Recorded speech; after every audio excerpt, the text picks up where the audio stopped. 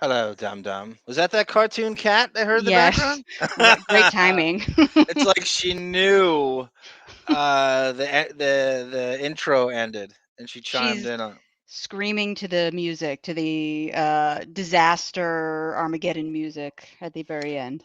I'll say it again. I'm not a cat person, but that cat you have, there's something about her. She is a crazy cartoon cat. I mean, exceptionally cute cat. I know. Controversial cat.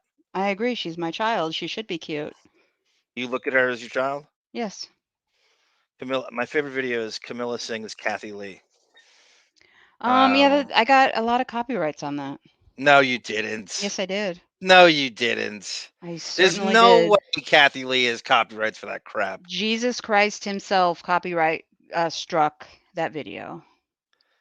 Are you kidding me? No. I feel like half of me thinks you're serious. Kathy Lee's record label did it. Oh, thank you. Let's do this one now. This video. Oh, stop.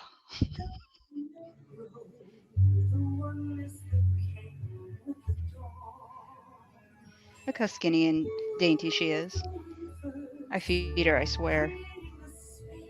My favorite part is that part. She goes, creating the space for. I know. What This space are is you creating from Susan Johnson, who cheated I with your know. stupid husband as he's jetting off to Monday Night Football from week to week? This is post Frank offering the stewardess some fun in the rump. One of the best things Howard's ever done solo, he actually did something on his own. He didn't have his minions doing it. He prank called Frank Gifford at that weird press conference, and he Mhm. goes, I understand you're a bit of a hero. You you saved your wife." He goes, "Do you still love your wife?" He goes, "I'm not gonna say that to you." He goes, "I see." Well, in that case, who has nicer breasts? Kathy Lee. Gil, cut him off. Get him off, Gil. Gil, get him off. And that was a rare example of Howard actually doing something on his own. Mhm. Well, one of the last great moments. And that was when that scandal hit, the Kathy Lee cheating scandal. And so she wrote this song thinking somehow this is going to heal all. Not just her, it's going to heal. The women who have been cheated on will use this song as their girl power battle anthem. I hate Mhm. men, by You shouldn't. They're great. the way. And this cat, it's like Camilla's posing to it. No, come on. Let's not waste time with this. Melvin called it child abuse. I haven't seen Melvin. Where is he? I don't know. I was going to bring that up. Go ask Camilla. Go ask Camilla. You know, this is Dolly Parton duetting Oh, with her. she's duetting with her. Yeah. Oh, this is the I don't this hate is this the song, I have crescendo. to say. But only. I like how she's so into the caterwauling. The Yeah. Caterwauls is perfect. So the title of the song is "Only My Pillow Knows." Yeah. So Kathy Lee's "Only My Pillow Bites," as my gay friends say. So Oh. Kathy Lee is saying that only her pillow knows the secret of Susan Johnson cheating with Frank in his Monday Night Football jetting off for 16 weeks. Mhm. Correct. That's what she's saying in this. I know a lot of women have been helped by that song, and they continue to be. If you really got a copyright, that is the most insane I thing. think I have 3 on that video. Is Kathy Lee on Twitter I doubt it. or Instagram or anything like that? I don't know, she might be with Elon on board. She might be a new Twitter or Imagine how annoying she would be if that shit were around during the height of Regis and Kathy Lee, because she kind of missed the social media blitz. yeah. Well, I used to watch that show when she was on with Regis. That was a great show in the morning. Even though she was a Jesus freak and reminded me of my aunt, I didn't have a problem with her. I didn't mind her at all. Much better than who's the new one? The blonde. Kelly Ripa. Yeah. I don't like her at all. Welcome. Ida says, I might be late to this party.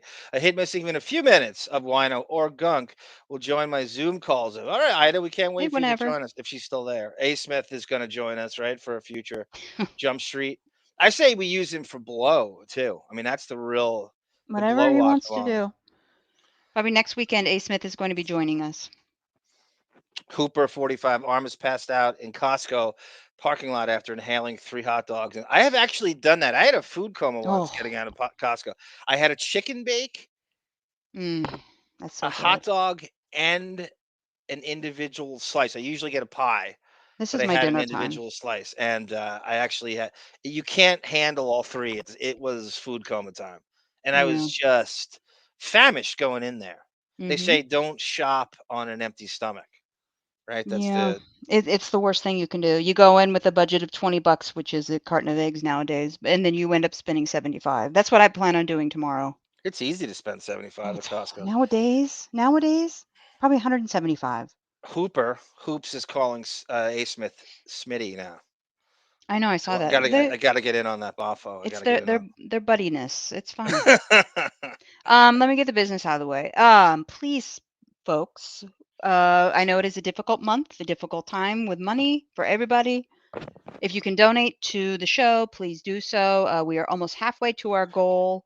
Super chat, super sticker, or join our Patreon, patreon.com/wino forever. We are right in the midst, not the midst. I can't say that with my dead tongue, but Seven episodes in yeah, of and we're gonna go through the whole series.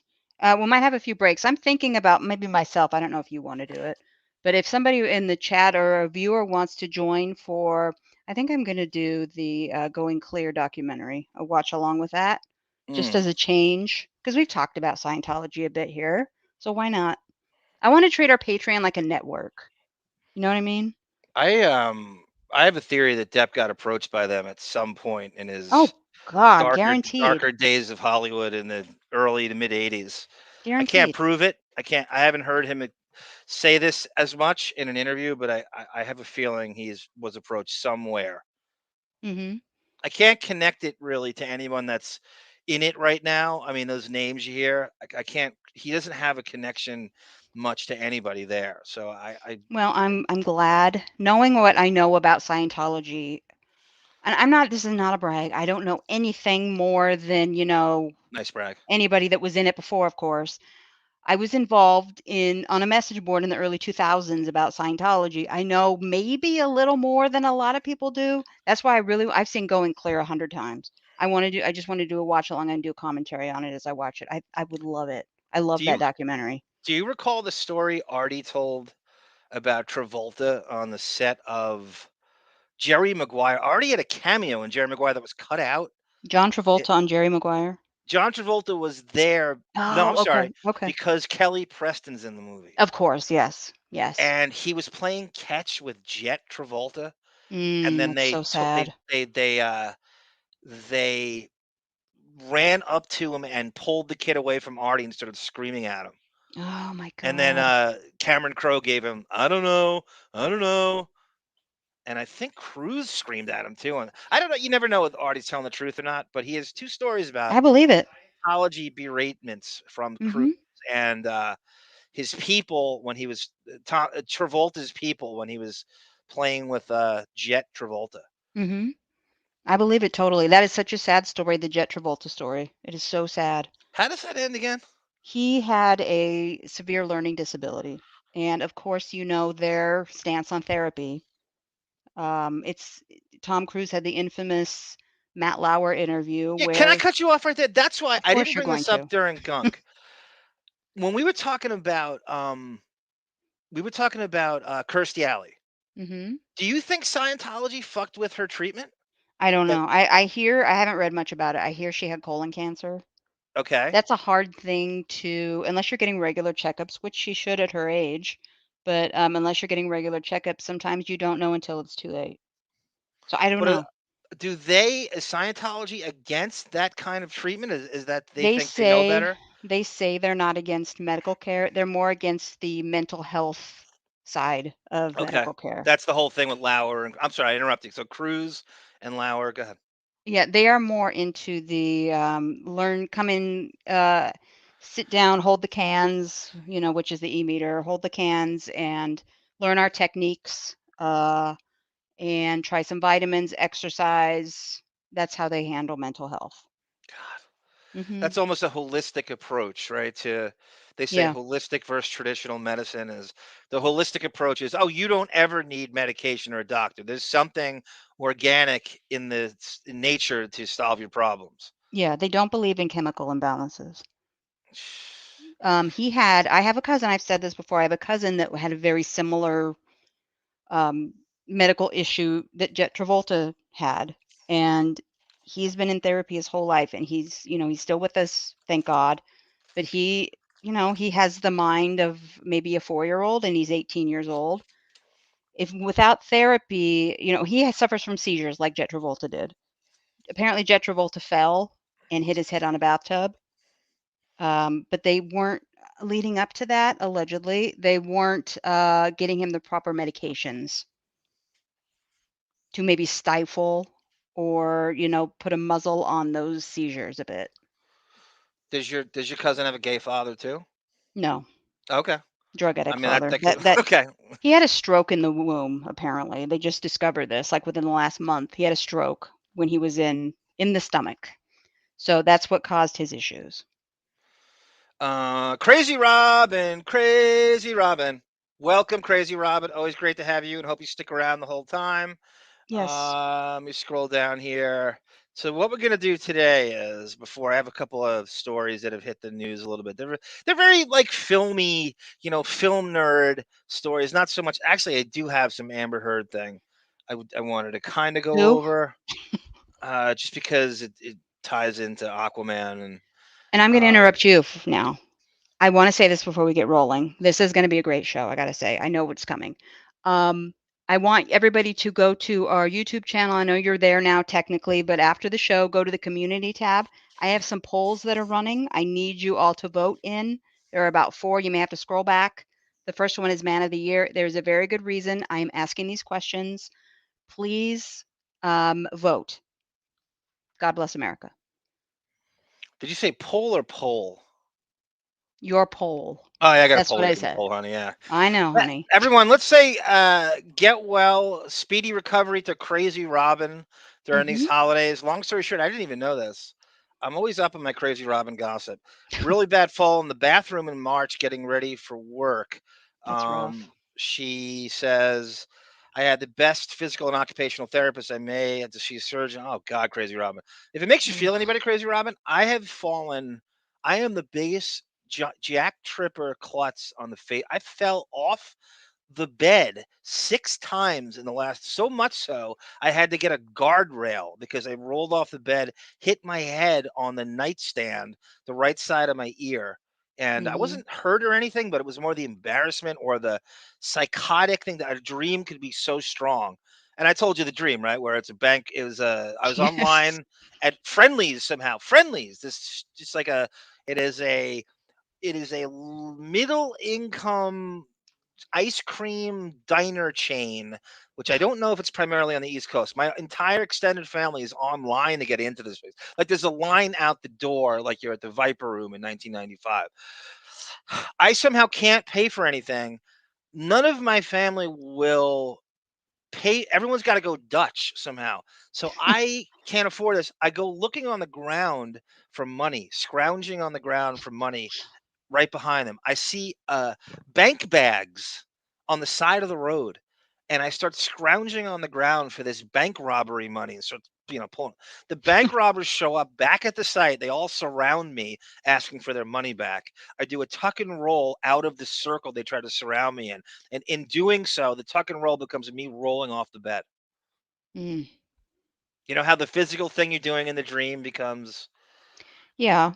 Do you have a big hopefully you have, like, a big fleshy cauliflower ear that padded your fall against the No, it nightstand. was bad. I hit the right side of I missed the temple. I hit the right side of my ear, Thank in God. between that and the head, without the temple. Thank God, I need your wit on this show. Ugh. Without you, this is nothing. I could have CTSD. CT. Is that a Brendan Schaub disease? That's the yeah. I mean, you know how the NFL, you know, I think all the NFL stuff comes from college and high school. I think the NFL, they don't practice, they don't do. I think when I was playing, I stopped playing football around eighth, ninth grade. When I practiced as a kid, we kicked the shit out of each other in practice. Mm. Kicked it in with tackling our own teammates as hard as we could. There was no restriction at all. And that continues all the way through high school. And they get no crap. The high schools and the colleges get no crap for the head trauma. That's only the NFL that does. And they don't even practice in the NFL. Mhm. I can tell you, I Well, was at the Jets training camp at Hofstra in like '08, '09. I was working the basketball camp, so I'd go running at lunch. And the Jets were playing at Hofstra, and the guys, they just sat there in shorts, running down and outs, and towel snapping each other on this turf. There was no huh. hitting at all. There's none. There was zero. Hmm. That's a weird. You're just like a man. You're seeing men in your mind towel snapping each other all up and down the field. That was, yeah. My mind edited what was really going on, but it was like they were having a pillow fight in the Hmm. middle of Were right they on Hempstead nude? Turnpike. Were they nude in this It visual? was basketball shorts and pads. So nobody had they don't want to the pants they have on is have you ever worn football pants? It's the most Why would uncomfortable, I? annoying thing on the to wear them. No.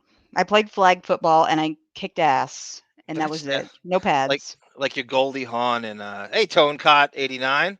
Welcome, sir. So Crazy Robin, I fall in I trip over my own feet. I fall. I can't even begin to tell you the amount of times I've just fallen because my head is up my ass. I'm just up in my head thinking about something and I'm not paying attention to the ground or around. So much so that I have acrophobia now that I don't trust my own 2 feet. That I can't. I'm afraid of heights. Yeah. I remember one time the worst fall. We'll get on with the show. I promise. The worst time I ever fell, other than hitting my head on a rock when I was 2. But I was walking. I was looking down at my phone, walking across blacktop, looking down at my phone, scrolling through a Howard Stern message board. Of course, I tripped, and my knee happened to hit the one bolt that was coming up through the asphalt. Oh, I love the knee. My leg was black within 2 days. It was horrifying. You're very white, right? You're very fair skinned. Like you don't, you're not Well, exactly I fake tan Jessica sometimes, Alba and Into the but Blue. yes, yes. I took a picture. I put it on Twitter, and somebody responded who used to stalk me on Radio Gunk. He went on Twitter and said, "God, you're fat." I was like, "My leg looks great. What are you fucking talking about?" You know what you love is the fat shamers who can tell.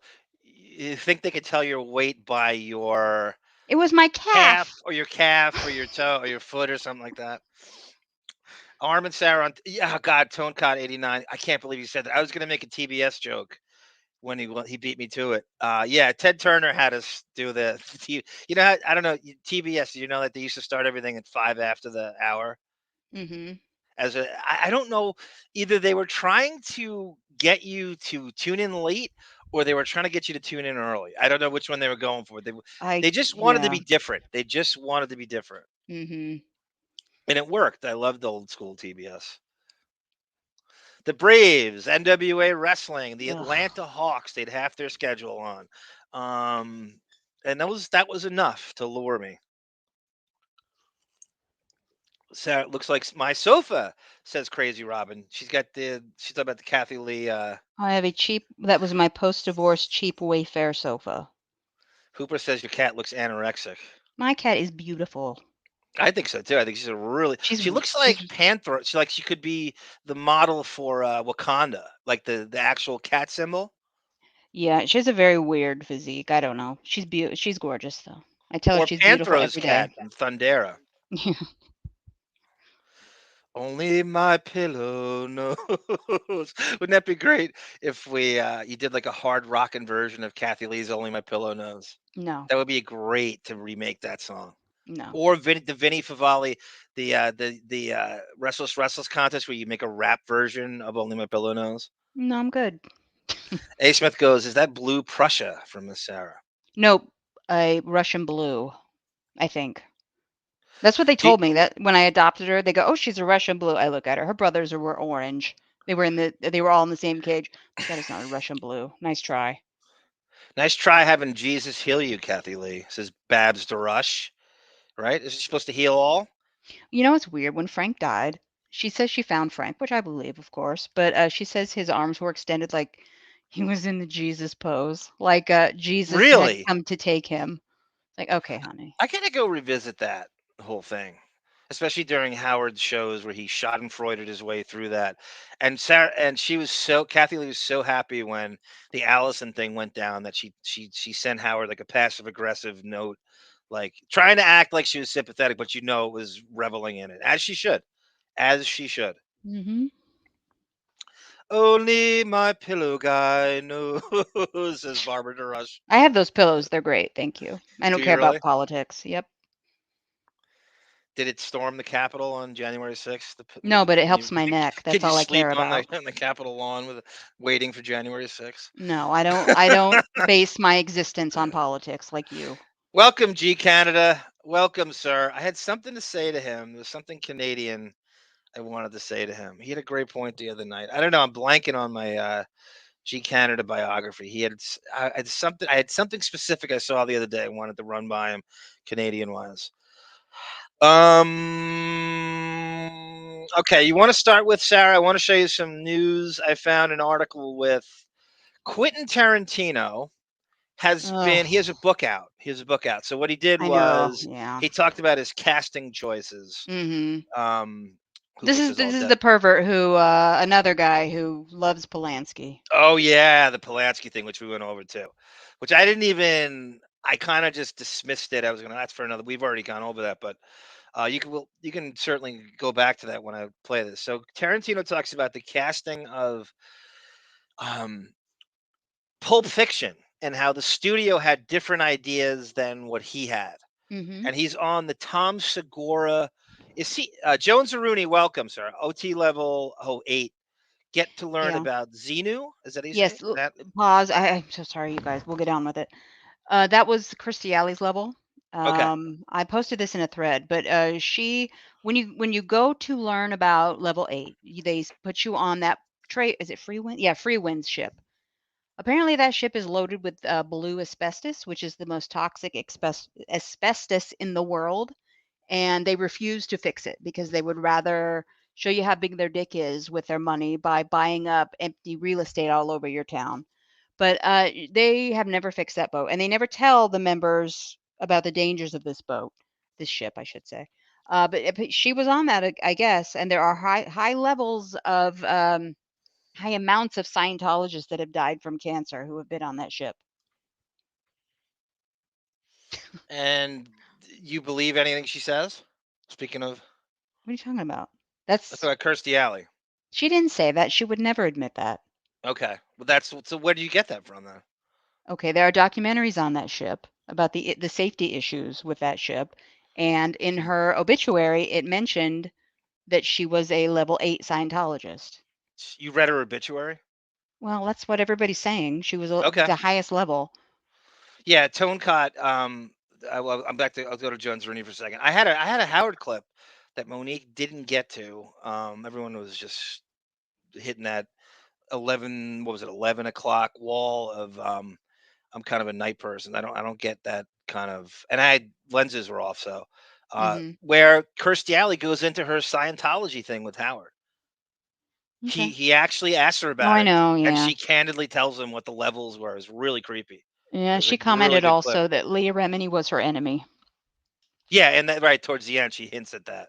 Yeah. Doesn't really own it, but she kind of hints at it. You can't question Scientology or you are dead to them. It's amazing how their reach of they find out everybody that gossips about it somehow. It always gets back to them. Well, to be fair, she was doing it on television, but and she wrote a book. But even the most subtle of ways, they seem to find out everything.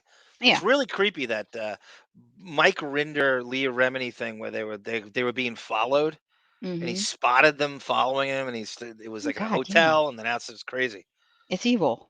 Anybody who wants to listen to a snippet of the Leah Remini story, go to her interview with Joe Rogan. It's like 3.5 hours long, and I love it. Tone Cod asks, as someone who wants to get into watching 21 Jump Street, should I bother watching the fifth season? Depp left and Fox dropped it. The answer is no. I go Correct. into season 5 all the time about what happened with that. Depp leaves the show after an episode called Blackout in season 4. It is an anticlimactic, unceremonious ending for him. He and Dustin Gwen don't come back to the show. Deloise Williams, Stephen Williams, and no, Greco's gone. Who am I thinking of? No, just Deloise, Holly Robinson, Stephen Williams, and Deloise come back for this stupid season 5. They probably got enough money. Stephen Cannell wanted to make it syndicated, so it needed to get to 100 episodes, I guess, was the Hmm. deal they struck. And the season 5 is the most redundant, lazy, mail it in, syndicated, cheesy. I don't know what budget they were working with. I mean, even they had nine toes out the door. Yeah. And Well, they also had Deloise's brother. Oh. Michael DeLuise, right? And Oh. Michael Bendetti, who If was you make a me watch doppelganger. season 5, and please go watch those episodes, Oh, everybody. we're They gonna are so watch it great. just to make fun of Oh, it. no. We have to follow and Booker. Oh, I do have to watch Booker. But that'll be like a Um, side thing. well, I want to watch it to pick up, see if we can pick up any clues as to what happened to if they say anything about Hansen Thank God that's only one or season. Aoki. I think Blowfish is gone, Thank so God. Sal Jenko follows Depp out the door, of course. Hmm. Of course, and it's crazy. It's crazy they needed to. Now Depp originally had a 6-year contract, and his agent, manager, and lawyers found a way out of it after 4. He was actually supposed to be on that, Hmm. believe it or not. No way That's a would that great. have happened. It's a great question, Tone Cott. Absolutely phenomenal question. And maybe we have you sit in someday if you give us your bailiwick Yeah. of things. What is your special? What are the things you're interested in, so we can tweak an episode? They hit virtually every topic. So Uh, Depp would have burned the chapel down before he did season 5. I would have loved to have seen him with the nine toes out the door again for another season. I wanted a scene where he flicks the match behind him or the cigarette butt behind him as it's burning Yeah. and walks away like Angela Bassett. Hooper, because I remember Artie's story, kind of weird story to make up. Yeah, I don't know, Hooper. It's so It's a sad. very specific story. I maybe that has to be the truth. He might have embellished something here and there, but there's got to be some truth to it. Yeah. It is a weird story to make up. And by the way, Hooper later on donates $4.99. Thank you, Hooper. Yes, I will recite the night before Christmas on the Friday before Christmas. Oh, you will? Sure.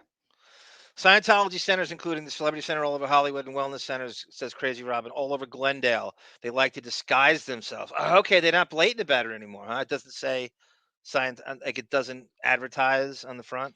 Yeah, well, they have a lot of empty buildings with their sign out front. So I don't know about LA, but just from what I've watched on television and the documentaries, yeah, it's just a lot of empty buildings to show you how, big and powerful they are. We love you too, Crazy Robin. There it is. Heard husbands unite. Hashtag G Canada. Travolta looks better without his hair system, says Babs the Rush.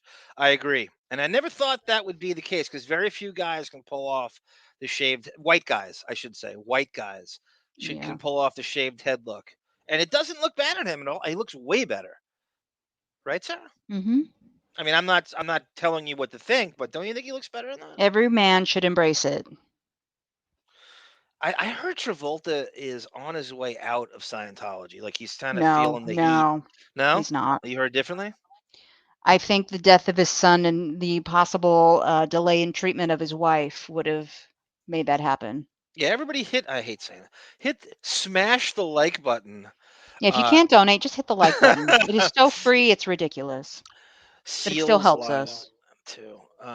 Okay, so let's go into this is Quentin Tarantino on the what is it? Two Bears and One Cave Ugh. podcast with Tom Segura and Bert Kreischer. Isn't Bert Kreischer on it too? Yeah. But it's only Tom Segura in Oh, thank this God. particular setting. Okay, good. Who's pretty good. He does a nice job I don't mind doing kind of a him. straight interview. I like Bert. You don't like Bert. I like Bert. I know. I know Bert's a fabulous and crap and a party boy and all that shit, but I like Bert more than I don't. And I told you that those two were supposed to have. They claimed through Doug Stanhope they pitched a movie to Depp that's kind of a Hangover kind of movie, sort of thing, where he plays himself, and he said yes to it. I don't know what the status is of it. I'd love to know. I don't know how we find out. G Canada can't wait to toss arm out of a cart 40 miles an hour. I think that would be attempted murder, G Oh, Canada. it's legal in Canada Yeah, to do probably. that. Only in Edmonton. Crazy Robin says, push your bed to the wall with. Well, that's a good idea, Crazy Robin. Hmm. Why? Yeah. Why do you really need? I guess you have most people have like the space in between, so you can get out on either side, kind of thing. Mm-hmm. She's right about that, though. You have a twin bed, you can do that. No, arm needs bumper. It's kind of what it is, Babs Darush.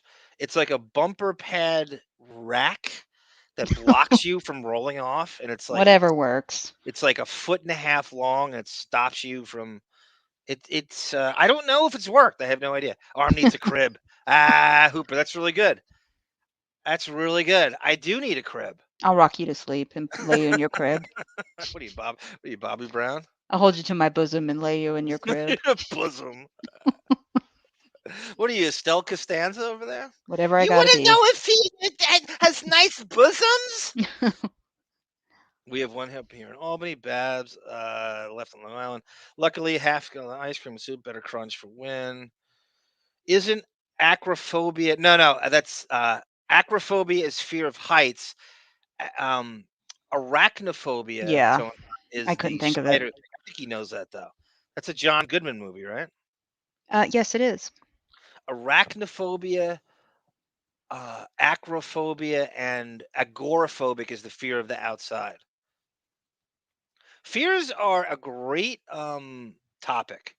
The different fear. There's actually psychologists that specialize in just fear and your fears and stuff. It's a phenomenal like subcategory in psychology because it's basically fear holds society together. If everybody was fearless, it would be chaos. If you just act on all your impulses, if you had nothing, if you had no reservations, if you just could eliminate the emotion of fear out of it, you know how chaotic the world would be.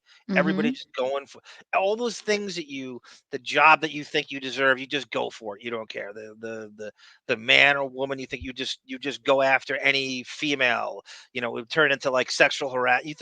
You think Me Too is bad now? Watch if you take the element of fear away when guys have no fear of any of that. Yeah, agreed. Well, I may There was like. there No, was I the wouldn't like it. Batman there was the Batman storyline where the Scarecrow, Professor Crane, had a fear toxin where it took the element of fear out of, and he just watched society go nuts. Of And what course. would happen if you took everybody's reservations away? I think It's that's phenomenal. happening It's a in New phenomenal York story. City on the subways. You always take shots at New York as if I know, I Portland's have to. as if Portland can brag right now. Hey, I'd rather walk through Portland right now than I'd rather take the MAX train on Portland than I would a subway in New York City.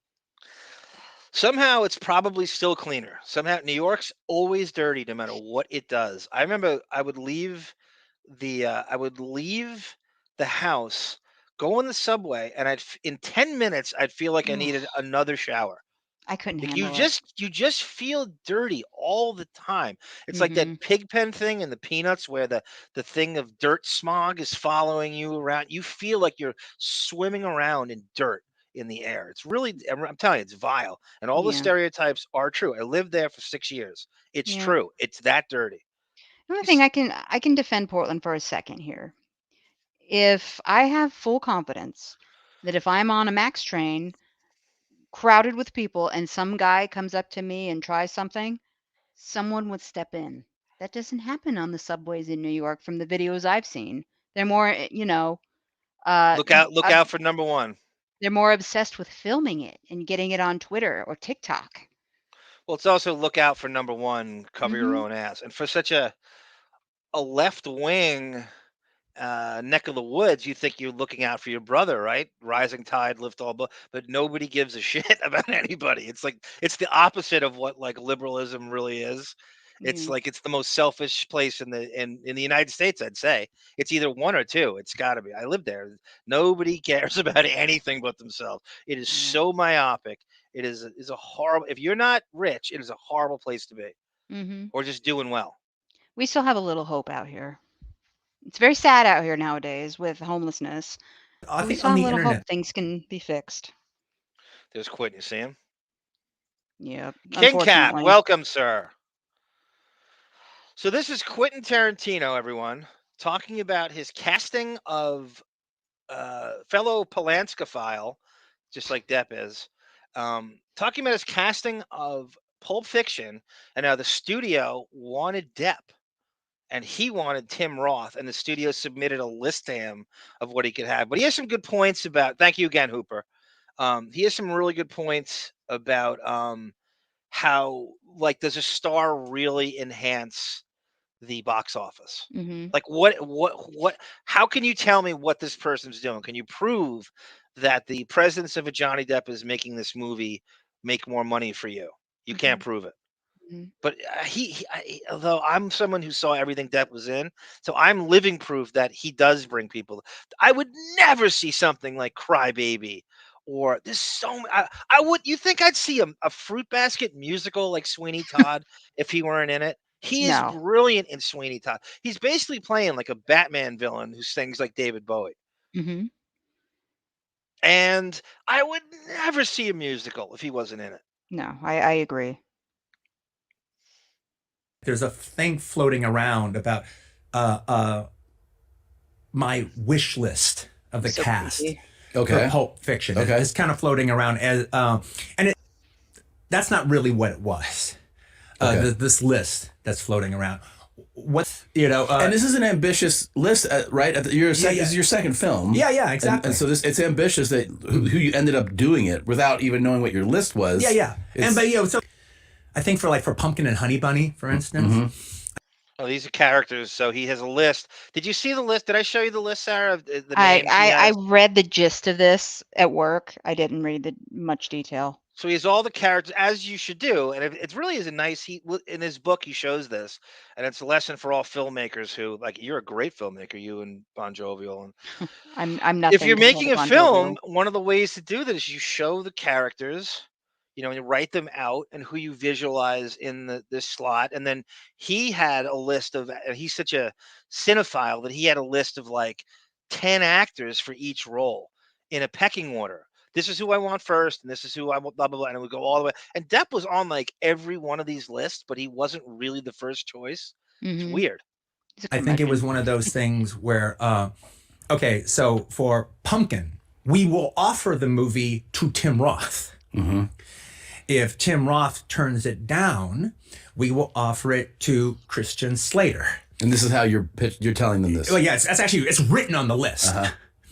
And if and if he turns it down, we will offer it to Johnny Depp. And I think it was the same thing with Alabama. So we will offer it to Amanda Plummer. If she turns it down, we'll offer it to Patricia Arquette. Blah blah blah. Anyway, so Can I ask you before you answer this? Though? Okay. after Reservoir Dogs. Okay. Well, yeah, of course. Actors were really looking. So it was reasonable. I'm saying. Oh no! I could no. If I especially if I was offering him the John Travolta role. Sarah, can I show you the list? Yes, I got it right please. here.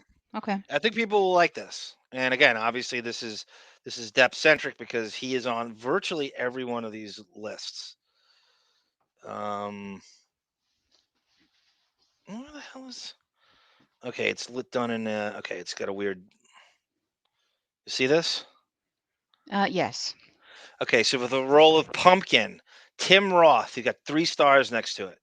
Written for Tim, possibilities if Tim can't do it. Johnny Depp, 2 stars. Christian Slater, Gary Oldman. Depp and Christian Slater are up for all the same shit back then. Mhm. Nicolas Cage, Eric Stoltz, John Cusack, Honey Bunny, Amanda Plummer, written for her, Patricia Arquette, Lily Taylor, Jennifer Jason Leigh, Bridget Fonda. God, the single white female thing right there. Right? Yep. Phoebe Cates and Marissa Tomei. That's quite a range of. Tomei. You I say said Tomei. Tomei. I said Tomei. Okay. Okay. French it up a little. Vincent. That's Italian. Whatever. Make it French. Yeah, Lily Rose. Vincent, obviously, Michael Madsen, written for Madsen, who Depp. By the way, we play this right. What Madsen hates Depp now. Yeah, we They write played that. Brasco together. It's a Mm. weird clip. We got to play He's that a next time. he's a weirdo. I've never heard anybody express hatred for Depp in this way. And another weird one was Charlize Theron from Yeah. Bill Simmons's podcast. Well, you know what? We learned about that, a big fat ball of nothing, because he gave her some advice. And how She was dare he? intimidated. Please. Remember it did sound like she was like intimidated. Yeah. I don't know. It's very. I would love to hear the chat's take on it when I find it. I'll get that again. It was on Bill Simmons's podcast, and he's going through her filmography, and they bring up the astronaut's wife, and she has just the strangest comments on Depp I've ever heard. Vincent, Alec Baldwin. I guess he and Madsen were probably up for a lot of. Travolta is even for this. Gary Oldman, William Peterson. I don't even know who that is. I Jason do. Pack. Who is he? William Peterson, he was in the original, oh Jesus, Silence of the Lambs. What was it called? Hunter? Oh, I thought you meant the red dragon thing that came out No, no, after no. it. He did the original version of Red Dragon. I Okay. apologize. But I forget what it was called. God damn. Oh well. Don't worry about it. Manhunter, Manhunter. Well, remember you emasculated me for playing Manhunt when I was a kid. Like it was Well, a gay game we that was played weird. where we would find someone with flashlight tag and have gay sex in the bushes as teens. Yes, that was the game, Sarah. You got it. Yeah, I had a crush on William Peterson as a youth. Anyway. Alec Baldwin, Gary Oldman's virtually on every one of these lists. Jason Patrick, Andy Garcia, Michael Keaton, who goes on to do Jackie Brown, Denzel Washington, Vincent, Dennis Quaid, Robert Carradine, Aidan Quinn, Lance, Cusack, Eric Stoltz. Wrote the part for Cusack. If he can't do it, I want Eric Stoltz. Michael Keaton, Christian Slater, Gary Oldman, Robert Carradine. All these guys show up eventually in his movies because he's in Kill Bill. Bill Paxton, there's Depp again. Nicolas Cage, Samuel Jackson, Eric Roberts for Jodie, Patricia Arquette, Bridget Fonda, Jennifer Beals, Pam Grier, Nebuchia Wright, Kathy Griffin. He spells her Oh, name wrong. good. Kathy Griffin. He's friends with her somehow. She has a Of cameo course he in is. one of his movies. I can't remember which. I remember seeing it being weirded out by it. Tarantino was kind of like a comedy nerd, so he would hang out at the comedy clubs, I think, and just befriend the comedians that were big at the time. Sofia Coppola, Jasmine Guy from A Different World, Crazy Robin's favorite, Tria Farrell, Lily Taylor again, and then Jennifer Jason Leigh. Interesting list, right? Back then, the who's who of the actors back then who. And this is for dumb question. sure. This is for Pulp Fiction. Yeah. I never saw that movie. Did So you I see can't any- even imagine these characters. I don't even know. Did you see anything from him? No. Johnny Depp would have totally read the script, Yeah, and yeah. I'm not saying he would have said yes, Right. but they would have considered it. Sure. Okay. And so, and also I'm working with the studio. This is like a big studio. All right, I got a studio behind me. This is not a little independent outfit. So,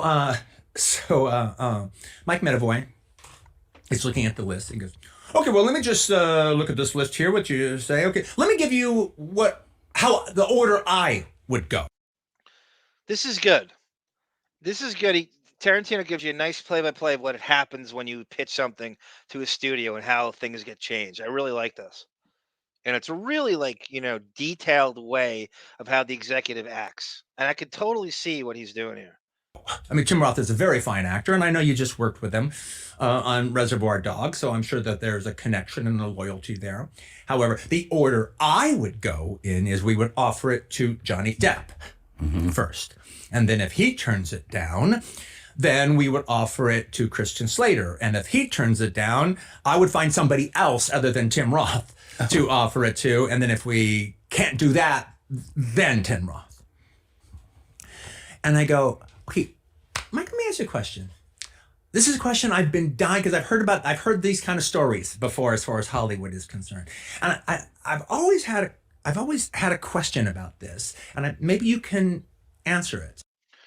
I've had this question so many times, but I think with Depp, and it's a valid thing he's saying, but I think with Depp, it's more applicable about putting asses in the seats than a Of normal course. actor. Do you think Johnny Depp playing the role of Pumpkin in this movie, which is the opening scene and the closing scene, that's it. Do you think that will add that much to the box office take? Yes. Him playing that role? But here's what you got to do, Sarah. You got to also factor in what is Depp's asking price. Who cares? Do it. Well, if Depp gets more than everybody else, is it worth casting him for $10 million? Let's say, I don't know, at the time, This $10 was in million. 93, 94-ish. Yes. Yeah, that might be a problem. You say if So this is he bringing in that much money? Is it worth it? me, yes, but We say that. We say that. Got I to try to know. act unbiased in this situation. Probably It's a not. very ensemble cast. And he Yeah, already kind of and has a built-in budget-wise, audience. I think it was fairly low, right? Yeah, at that time it was. I think he used to work Yeah, for then okay. Miramax. All right. He's a Weinstein guy too. Of course. And Mike Medavoy said, "It won't add a dime. It would make me feel better, though." And that's summarizes how most studio executives are. Yeah. Essentially. Right? Yeah, it's like, oh, we're doing chancy material. However, if I get these big name actors Then I'll sign a board, okay, well, that's that gives us something to sell. Yeah. That gives us something to sell. And also we have compadres. Yeah. On this. They like it. They're responding to it. They give us a bit of cover. Yeah. And then I get to, as the studio executive, I get to go, well, I did a pretty reasonable thing. That's exactly it. If it all blows up, hey, I did my best. Yeah, I got Johnny Depp. I got Johnny Depp. I got Patricia Arquette. I got Jennifer Jason Leigh doing this thing. You know, I mean, I covered my ass the best I could. How was casting? So in that, Tarantino goes on to contradict this in an article that just came out, and it's not like it's that insulting, but Robert Downey Jr., he's always going after when Marvel gets shots taken at him, whether it's Tarantino or whether it's Martin Scorsese. Robert Downey Jr. comes back at them, and I went off on Scorsese. Anyone who came out, with I just this out of touch, like everything has to be a fucking mob movie set in Lower Manhattan, or it's not cinema. Fuck your Scorsese. I would put Captain America, Winter Soldier, and Civil War against anything he's done. I truly would. I really would. There are moments, more relatable characters, and I think Steve Rogers is a better character than anything he's ever written. By the way, so Tarantino goes and talks about, it's not that insulting, but he basically contradicts what he says here, and it's a weird thing. It's almost the very opposite of what he's telling Segura here. Robert Downey responds to criticism about Marvel. Robert Downey Jr. is the latest actor to react to Quentin Tarantino's criticism of the Marvel cinematic universe. The Kill Bill, Once Upon a Time director, recently put a hit out on the superhero franchise, bemoaning that fans care more about the intellectual properties and characters rather than the movie stars they're playing, believing people are interested more in Captain America and not Chris Evans. Speaking to Deadline, the Iron Man actor said, "I think our opinions on these matters say a lot about us. I think that we're in a time and a place, and I unwittingly contributed to, where IP has taken precedence over principle and personality. But it's a double-edged sword. A piece of IP is only as good as the human talent you get to represent it. And you can have some great IP, even if it's coming from an auteur or national treasure of a writer like he is. And if you don't have the right kind of artist playing the role, you'll never know how good it could have been." Downey Jr. insisted that we shouldn't waste our time arguing over which films are art and which ones aren't, and appreciate that there is a space for huge blockbusters as well as smaller independent projects. We're all a community. He continued, "There's enough room for everything and everyone. And thank God." So what Tarantino's saying here, Sarah, is the opposite of what he just said. He's more interested in movie stars, and his entire argument with the studios for Pulp Fiction was, "I don't need movie stars. I need actors. It's about the work I'm putting." So it only counts if it's on his paper, not Marvel's paper. So Then we need movie stars. so what you're saying is celebrities are hypocrites. But he's a Marvel fan. He was gonna. Do you remember he was gonna direct Silver Surfer before the No. Marvel? They rumored him. He wrote a Silver Surfer scene in Jesus, what the hell was it? Red October. Right? There was an argument with I can't remember it like verbatim, but he wrote a Silver Surfer scene. So he's obviously a fan, and you know he is. But what he's saying is that we need we need people to be famous, and we're not worried about the material. Mhm. He just said the opposite to Segura. Mhm. Am I right or wrong? You're right. It's not shocking to me.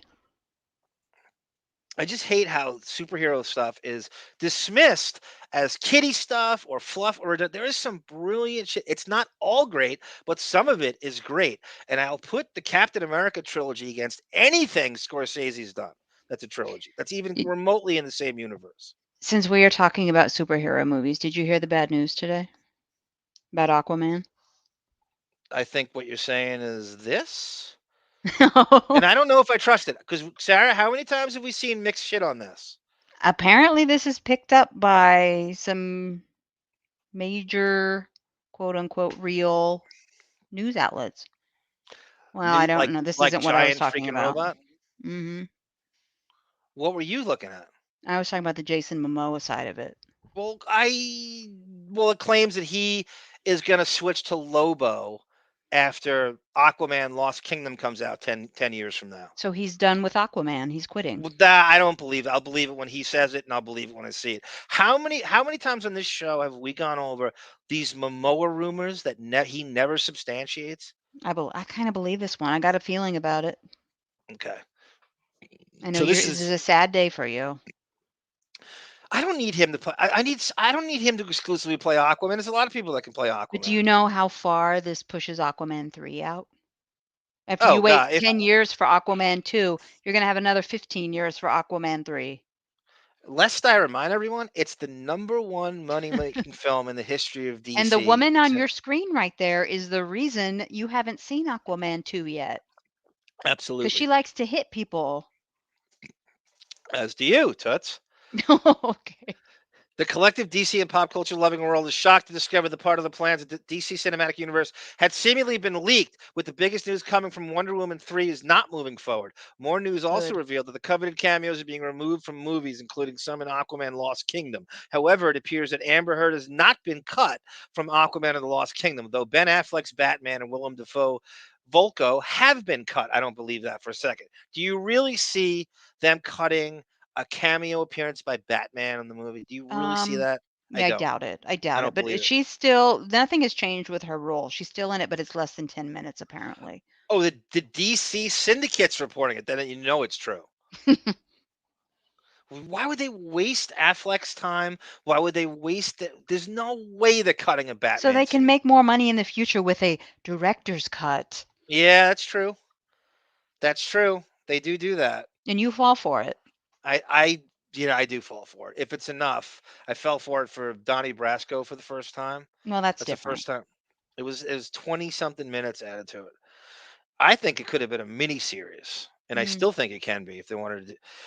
I think do a mini series, right, and have Depp play Lefty, Depp okay. Depp T, Netflix series I'm in. and then we find a Donnie Brasco, some Ginzo looking dude, to play Joe Can I Pistone. play his wife? I don't care. I'll play whatever her name was. I forget her name. Lefty's Oh, wife. Oh, Lefty's wife, Yeah, if Annette, Depp's playing Annette, Lefty. Yeah, I'll be Annette. I'll Annette, put like the big bouffant wig on Annette, and and she was good in that one. That woman was a service him in perfect. the kitchen. The woman was a perfect, Little Italy, Mulberry Street Yeah, Italian, I'll pretend. gourmand, as they say, Hmm. housewife. She was his girlfriend, but they were kind of, he just didn't want to get. He was obviously divorced. The entirety of this DC plan wants to reset everything. the Snyderverse had put together, in which it isn't the worst idea. But the Aquaman franchise is by far the most successful. The rumor is that Momoa is going to be appearing one final time as Arthur Curry before pivoting to a brand new role in the DC Cinematic Universe. Lobo. They're not saying it here. I don't know why they won't say it. Lobo. While fans were certainly wanting to see Amber Heard replaced as Mira in Aquaman and the Lost Kingdom, she's going to get her final time under the DC banner as well, it appears. Amber Heard's reprised role as Mira in Aquaman Lost Kingdom is seemingly going to be added to Momoa's final appearance as a titular character as well, as rumors are indicating that he is going to be recast as DC's Lobo. That is just a rumor currently, though. But James Gunn had been teased that Lobo could be a huge part of the DC Cinematic Universe on the social media pages. Gunn has a knack for bringing out the best in some of the more oddball characters like Richard Christie. While Lobo isn't a massive oddball DC character, he has been underutilized in live action. I agree. Lobo's a good character, but it's going to be distracting if they pivot, as they say, from him. There's no reason you can't have them both. They've met in the comics. I'll believe this when I see it confirmed. Do you know how dumb I am about side characters in superhero movies? Whenever you say Lobo, I think of Steve Guttenberg in that movie, The Boyfriend School, with Shelley Long and Jamie Yeah, that's not Gertz. the first version He of played a Lobo. character named Lobo. It has nothing to do with superheroes. I didn't even know there was a superhero named Lobo. Lobo's like an intergalactic bounty hunter who's like a wise ass. And Okay. he's like super strength, and he rides like a space motorcycle with like a big chain and stuff. And it's just like, I'm trying to compare it to something. And like Momoa is like tailor made. Like Momoa is basically playing himself by playing this. This is why they're so intent on doing it, because it would be so easy to do. Hmm. Well, we'll go back to Wonder Woman here for a second, and then we'll move on from superhero movies. But they don't deserve a third No, after they that don't. hunk 1984 of was a garbage. debacle. Debacle. 1984, my favorite era of Wonder Woman, and that was so bad. And they knew it was gonna. How did they not know how shitty? They woke it up. Obviously, it was a debacle. There was nothing about that redeeming, and it was. I got fooled by the trailer too, and I'm sure you did as well. Yeah. And they took advantage of everybody being locked in their house and just put out garbage. Oh yeah, that was the quintessential COVID film that was Yeah. released on. Was it DC? I'm sorry, HBO HBO Max. Max. Okay, Yeah. right. Piece of shit. I I think about that movie once a day. How annoyed I am. How bad that was. Yeah. The first one, which was basically a Captain America 1 knockoff, I was didn't like the really first good. one, to be honest. I It didn't. was good. I thought the first It one was was good. so It was overrated. solid. It was so overrated. You think it was overrated? Oh, I was It was okay. disappointed. I'm a massive Wonder Woman fan. I was like, what the I don't Yeah, care. there's Brendan. He said, "Do not engage is the law of the land on the New York City subways." He's absolutely Mhm. right. I think some people, unless you're Beth, right, then you get jerked off in front of. She ain't touching a How many subway. Beth Strionic stories is Beth like she was ever on the subway going to Chauncey's going to Step It Out magazine shots? Hooper, I ride the subway daily. It's no worse than it was 20 years ago. It's not worse, Hooper. It's definitely. I mean, if you go back 30 years ago, that's worse with the graffiti and the. Now they have cameras. I don't know how anybody commits a crime with cameras now. They're everywhere. I think Depp did Crybaby so he can work with John Waters. That's somewhat true, Tonecott. I think he misread what that movie did. And Sarah, do you know this much better than I do? Supposedly, the Crybaby is based on those old Elvis movies. I don't know. I refuse to watch Crybaby, but I'm sure that You that never it saw Crybaby? influenced. I refuse. Okay. I'm Hi, not a Lauren John Marie. Waters fan. Hi, Lauren Marie. Welcome, welcome, welcome. As always, as usual.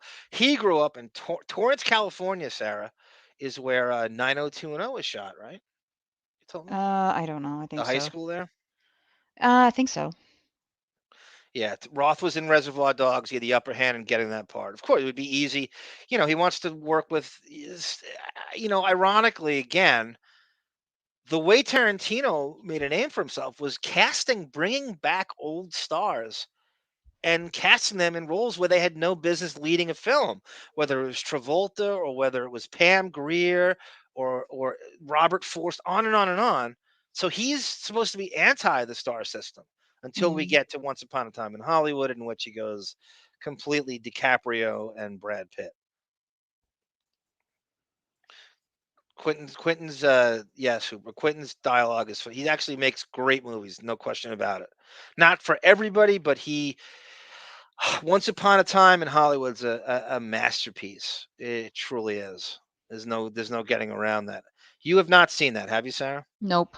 Brad Pitt basically plays like did you ever watch The Fall Guy? The Of show on course. Every okay. episode. He plays like Colt Seavers, like a Okay. stuntman, like No, an that's actually one that underutilized. I wanted to watch. I just Quentin Tarantino s- irks me, You'd like creeps this me because out. you're into the whole thing with Sharon Tate and the what's a Polanski collection, that old Hollywood thing you love. So you would love it. Yeah. That's Okay. right. So Christian Slater was a Jack Nicholson embryo back then. Hooper. That he has not made the he's nowadays. It's tough to quantify his career, but he was huge in the '90s. Huge, probably bigger than Depp up until about we'll just say the mid '96 until Brasco came out. Mhm. Bigger meaning just the guy that you would cast in everything. He was in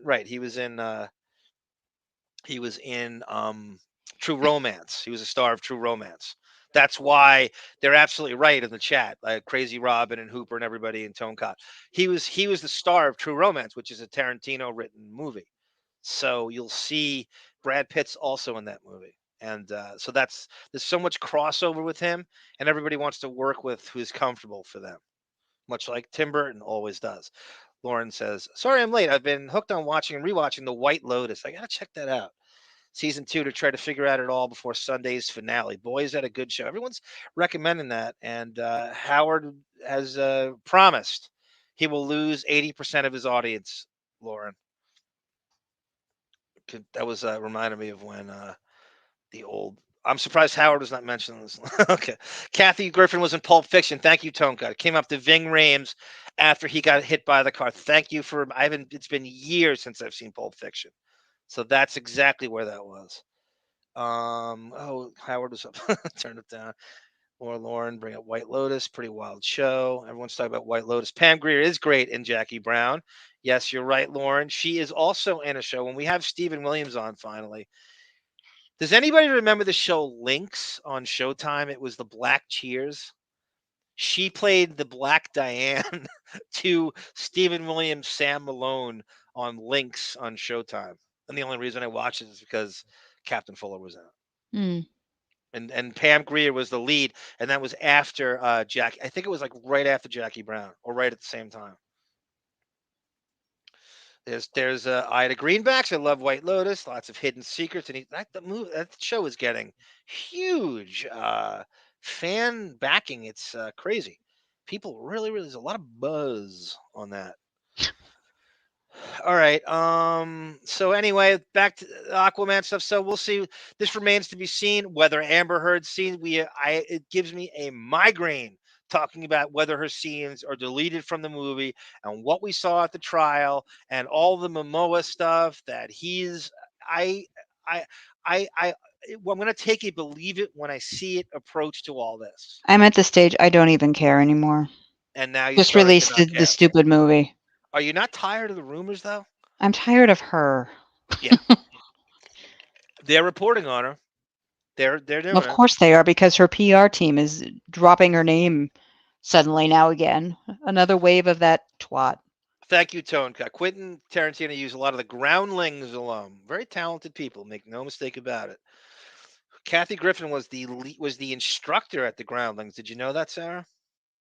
No. She took over for Phil Hartman as the That's head quite instructor the at the drop in Groundlings. talent there. Phil Lamar, Julius Sweeney. Good call, Tone Cott. You really know your shit. Yeah, it's really good stuff. There's David. Sorry I'm late. What is Tarantino overemphasizing now? Life. That's some interest by David. Life. It definitely helps. The name rings the bell, says Josh Foster. Yeah, I mean, at that point, Tarantino's at a weird crossroads where he's doing Pulp Fiction. People knew him from Reservoir Dogs, but not really. Only like real film fans saw that. So he needs another hit. You can't just go off Reservoir Dogs and think you can sell a movie on his name. You need another. I think Pulp Fiction is really what put him over the edge. Do you know why I haven't watched that movie? If I think about it, I was like, why haven't I? Well, I'm annoyed. First of all, the very first image you see from like a trailer for that movie is John Travolta dancing, Yeah, which I creeps was me so out. tired of that stupid the triangle dance where he's doing that Yeah. shit in front of his eyes with Uma Thurman. And I don't care if People Uma would Thurman people would dies from a heroin overdose. I don't care. I used to see so many people imitating that dance at weddings and on various bar, how bars have the little club area in the back where there's a little Mhm. bit of a dance floor with a DJ, and people were just beating that dance to death. That's the go-to. You know how Howard does the Messiah dance at every talk Yeah. show in the gate? That's the sort of go-to dance everybody was doing at that point. I don't care about a Royale with cheese. I don't Right. care. Right, Tone Cut. Depths of the Benny and June Gilbert Grape phase at that point. He wasn't a box office draw. He was not a box office draw at all. You're right. In fact, the most moneymaker he had by that point was Scissorhands. And I would say it's probably because of Burton's fame off Batman than it was Depp by that point. I don't think Depp did anything to the box office. I mean, I saw it because of him, but that's very, very few and far between who saw because Scissorhands is right after the first Batman. Mhm. All right, so I'm gonna remove this, and I'm going to. Do you want to go to? You want? Okay, let's show your find today. So we're gonna do this Rolling Stone article, which I have brought up on here like 1,000 times, written by Stephen Rodrick in 2018 when May I Depp was say on the. too, this was supposed to be our episode number 4, and we are finally getting to this on episode 102. Do you want to know how long so I did a voiceover of the entire article. It took me longer than what the running time of this is, but you want to know what the running time of the article is of me voicing it over? I'm scared. It's not, I don't know if you'd like if I'll just guess. 2.5 hours. Less. Okay, 2. Less. 1.5. Little less. 1.25. Hour and 15 minutes. Okay. That's not as bad as I thought. It was around what I thought 2 hours originally going in. Mm. Well, I called this part 1 for a reason because I didn't know that it would only be 1 hour and 15 minutes. So, but we might stretch it into a part 2. I don't know. Yeah, Bruce Willis Tone Cot was in he oh god, he wrote the role for Matt Dillon, and Matt Dillon turned it down because he wanted an expansive boxing scene. And it turned out that Bruce Willis was a big fan of Reservoir Dogs, and Bruce Willis had a house next to Harvey Keitel in Malibu, and somehow they hooked up to pitch it to him while they were hanging out at Harvey Keitel's house to Bruce Willis. I've seen every Tarantino in the movie, says Lauren, multiple times, except Reservoir Dogs, because I was like still a bit young. I wonder how well Reservoir Dogs did in the theater. You know, I how don't. well received was that in a theater? It's a cult movie that I don't know at the time what it did. Hooper goes enough superhero movies. Well, Hooper, I could say enough romantic comedies. I could say enough dramas. I could say enough boxing movies. How sick of fucking boxing movies are we We at could this? How talk many about more boxing basketball. movies can we do? Enough baseball movies. Enough. Yeah. How about enough baseball movies? Ugh. Enough superhero movies. How about not? They can go on and on forever as long as the concept's original. I think he It's was just giving you a bad time. I don't know. I don't know. People say that all the time, and I could say enough Jennifer Aniston romantic comedies. Like enough. It's a genre. It's a genre. It's a genre. You can't have enough of a genre. How about enough? How about no more Will Ferrell movies? It does the same thing every time. How about that? How about no more Adam Sandler movies? You're very sensitive about superhero movies. I think it's just kind of like there's a senility about them that people have where they kind of paint it with a broad brush If they and they finally don't make a good really one, people watch. will like them more. How great is the Captain America trilogy? I'm Do I talking have about to go over the DC. I list? don't care about Marvel. I like DC. Aquaman's excellent. I like It's DC exactly what it, characters. They just make shitty movies about them. Most for the most part. I mean, that's Snyder. That DC cinematic universe is a debacle. It's impossible to not think that. There's three good ones, and that's it. The editors hit. So let me see. So we're gonna. So I'm gonna show. So Sarah goes. So tell what you did, Sarah, because you found the the pictures. Okay. So this Rolling Stone, I think the first paragraph, it mentions the address where this debacle happened. Debacle of an interview happened. A weekend of hell. Uh, they mentioned the address, so I just a simple search. So I wanted to have a visual to see because I am a real estate slut. So I will always, when I see an address, I will look it up. So I looked it up. I just wanted to see the mansion that they're referring to and where all of this took place. Speaking of sluts, where's Melvin been? I don't know. And Balo, Where I don't is know. Scott Balo and Melvin been lately? We haven't. They are very AWOL. We got to put an APB out for them because Maybe it's. Melvin's on I holiday miss with those Camille. two. I'm gonna try to track down Balo again for that punk rock episode. Him and Hmm. Bon Jovial will be perfect for that. He hasn't been on the website in a while. That's the Jason Priestley one. That's the one. That's the first Jason Priestley Jump Street episode. Yeah. But Balo, Lauren if you're around, let us know. Lauren Marie says I cut my hair into a bob and dyed it to look like Uma Thurman in Pulp Fiction back in. A lot of people did that. That was it. That I'm was it jealous was you could pull that look off. I can't. a Ooh. lot of people can't pull off the short hair. A lot of broads can't pull off short hair. It's tough. Very very specific face you need for that. I need my Bangs and long, all. luxurious dark waves.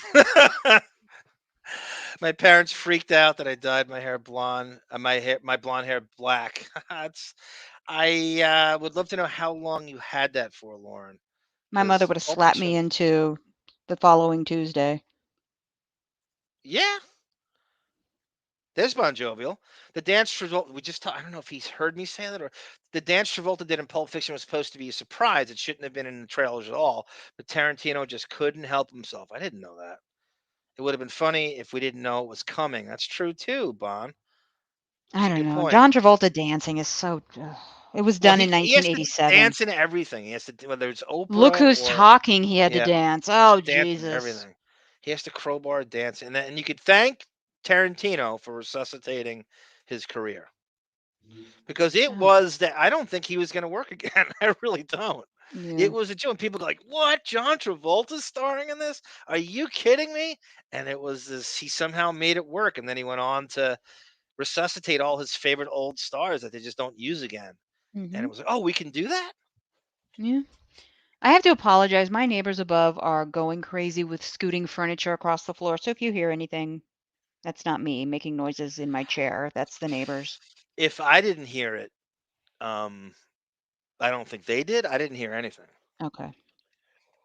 I don't think they're Bon, done. So just in case. bon Jovial says Reservoir Dogs only made a couple million at the box office, but it only cost a couple million to make. So it was, yeah, it's all about the budget, right? I mean, in relative to and what it became, I'd say it's successful. Definitely, he's right. It's all about the budget and who did it and kind of the underdog about it. It's definitely successful, but I didn't see it in the theater at all. I saw it way later. I did not see it in the theater. Would not. I just would have seen that title and been like, I don't know. I don't know. I didn't. I don't know where. I don't know how many theaters it's even open in. Bon R Dog still holds up well. It's way better than the stuff they put out now. I bet it is. I hope they make Fart Man. Well, you mean the thing that was stolen from National? I'll say it again. Howard stole that from National Lampoon. It was a character in a National Lampoon magazine, and Howard tried to sublet it and make it look like he created it. The reason the movie didn't get made is because he stole it from National Lampoon. He'd have to pay them all the rights for it, and he ain't doing that. Hmm. It's amazing how people don't know that. All right, so let's play. So Sarah found the house, this infamous, polarizing, controversial, hard hitting article that Stephen Rodrick from Rolling Stone wrote about Depp. And by the way, this article people drafted onto this story. And that's how an article is tremendous, is when it creates other news sources need that to report on what this article had the balls to do. Oh, this was also, he was called out by Rottenborn in the cross examination and asked about this article. It didn't go far enough with it No, he because didn't. He goes, "This was a hit piece." oh, you mean that hit piece? Yeah. So Yeah. Depp is yeah, I realized too in this article. He's been on the cover of Rolling Stone 6 times Yeah. for a I movie believe it. actor. Mhm. That's a lot because supposed to be a music magazine. You got to remember, to the Rolling Stone audience at the time when it was good, he was the thing in acting. Nobody else could match him. What year are we talking about? Early 90s. Well, the first time he was on the cover was for Scissorhands, and that was Mhm. 90. And then he'd come out one of the Pirates, and then Fear and Loathing was a Hunter S. Thompson in-house crossover. So it was easy for them because Thompson was a freelance writer for Rolling Stone. Well, he also worked for Sports Illustrated and I think Time as well. And so it was perfect for them because they had access. Jan Wenner had access to Thompson, and now I'm sorry, Rolling Stone has turned against Depp, and they've I've shown you they smeared his Rihanna collaboration, Mhm. which Lauren Marie loves. They said, like, capitalizing on this for this stupid Rihanna thing. Rolling Stone hates his guts, and I think it's because this article Depp called it a hit piece. He sold them a lot of ads. He was our hero to the weirdos in the 90s. Depp was our hero, and we bought every magazine. Well, yeah. I mean, I had some of the weirdest. I got some strange. Like I said, it was Diane in our Patreon wrote me that she either was, I don't know, it was almost like a gesture of thanks for the Radio Gunk family kind of thing. And I just feel like we can find. I have some feelers out, and some of them might be in this of finding that Rolling Stone that my letter was published in Mhm. with Letitia Casta on the hot issue of 1998, That was which always was, like the weakest issue of the year.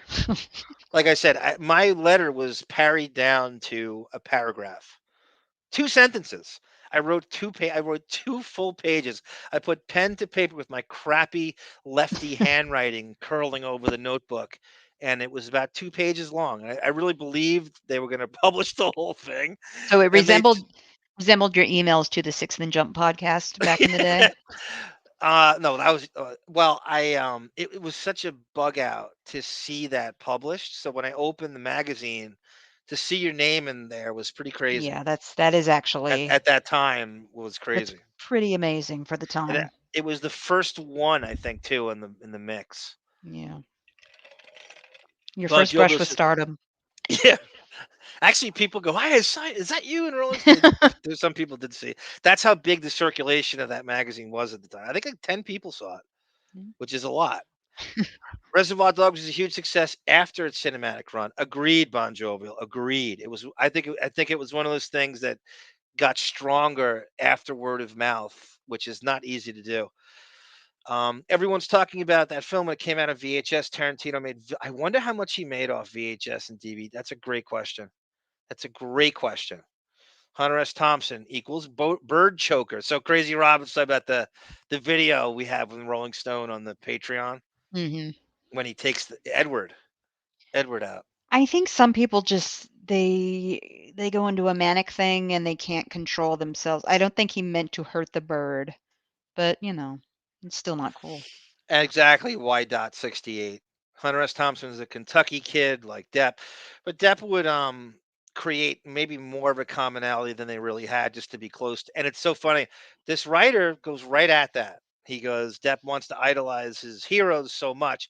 And it's really, I mean, this guy, if you don't kiss, if someone like Depp who's so beloved, if you're not obsequious, if you don't kiss his ass the whole time, it's a hit piece, right? I mean, and Depp chose Rolling Stone because he thought he had an ally in them, and they go Yeah. back a little bit. And the guy must have said, "Look, I think it's going to be really boring if I just kiss his ass the whole time. I'm going to try to report on what I see, and I'm going to push back a little bit." And maybe he promised him one thing, and maybe sensationalize it, but it's a really fascinating This piece. is him at his lowest, and this was very depressing for me to read. This is something I didn't want to know.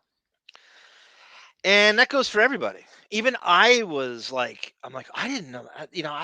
I just read it. I just narrated the whole thing again. And every time I read this, and this is like the 10th time I've read it, I pick up new things that maybe I didn't dwell on. Maybe your mind's drifting while you read, but now you can connect it to the trial and you see some names coming back at you from that you knew from the trial, or it's really, really crazy shit. He was roommates. This didn't come out. He was roommates with a bank robber in the early 80s. And the guy had like a bank. I'll get to it. I forget his name. The Blue Bandit or something. When Depp Mm. was living in early 80s LA, he lived with a bank robber. And then so Stephen Rodrick didn't buy it. That He's helped like, him play Dillinger.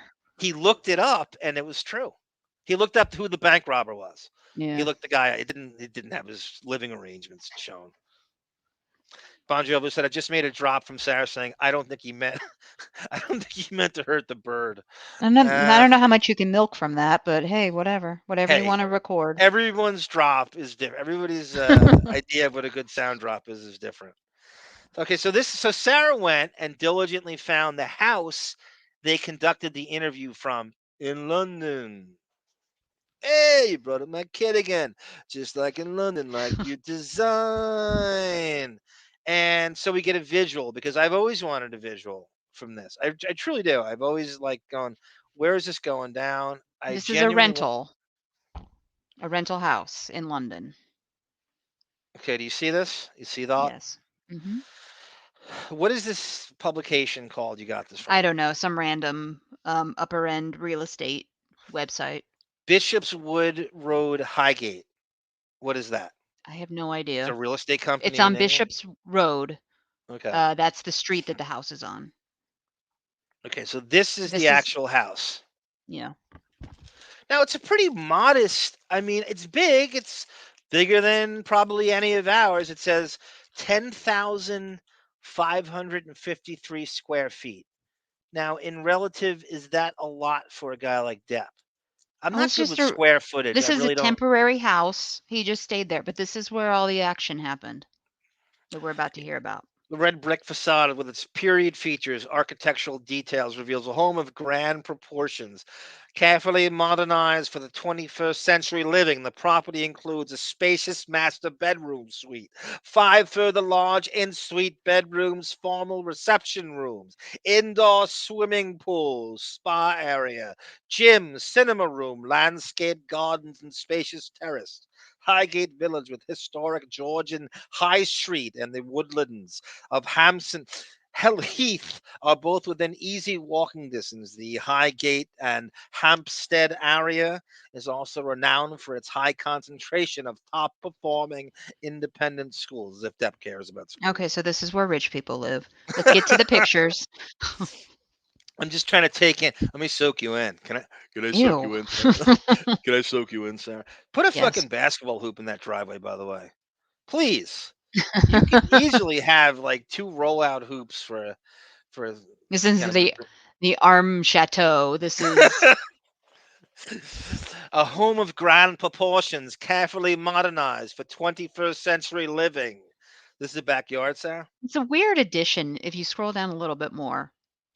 Almost If looks like this a is mental a hospital. modern addition to a grand brick home, I don't get. Almost looks like Kings Park Mental Hospital, right? In Long Island, Sarah. Yeah. Right, right. Yeah, this I kind of I love the inside of this place. I'm not a fan of the outside. So this is the backyard. Yeah. I like that. That's I the like that. kitchen.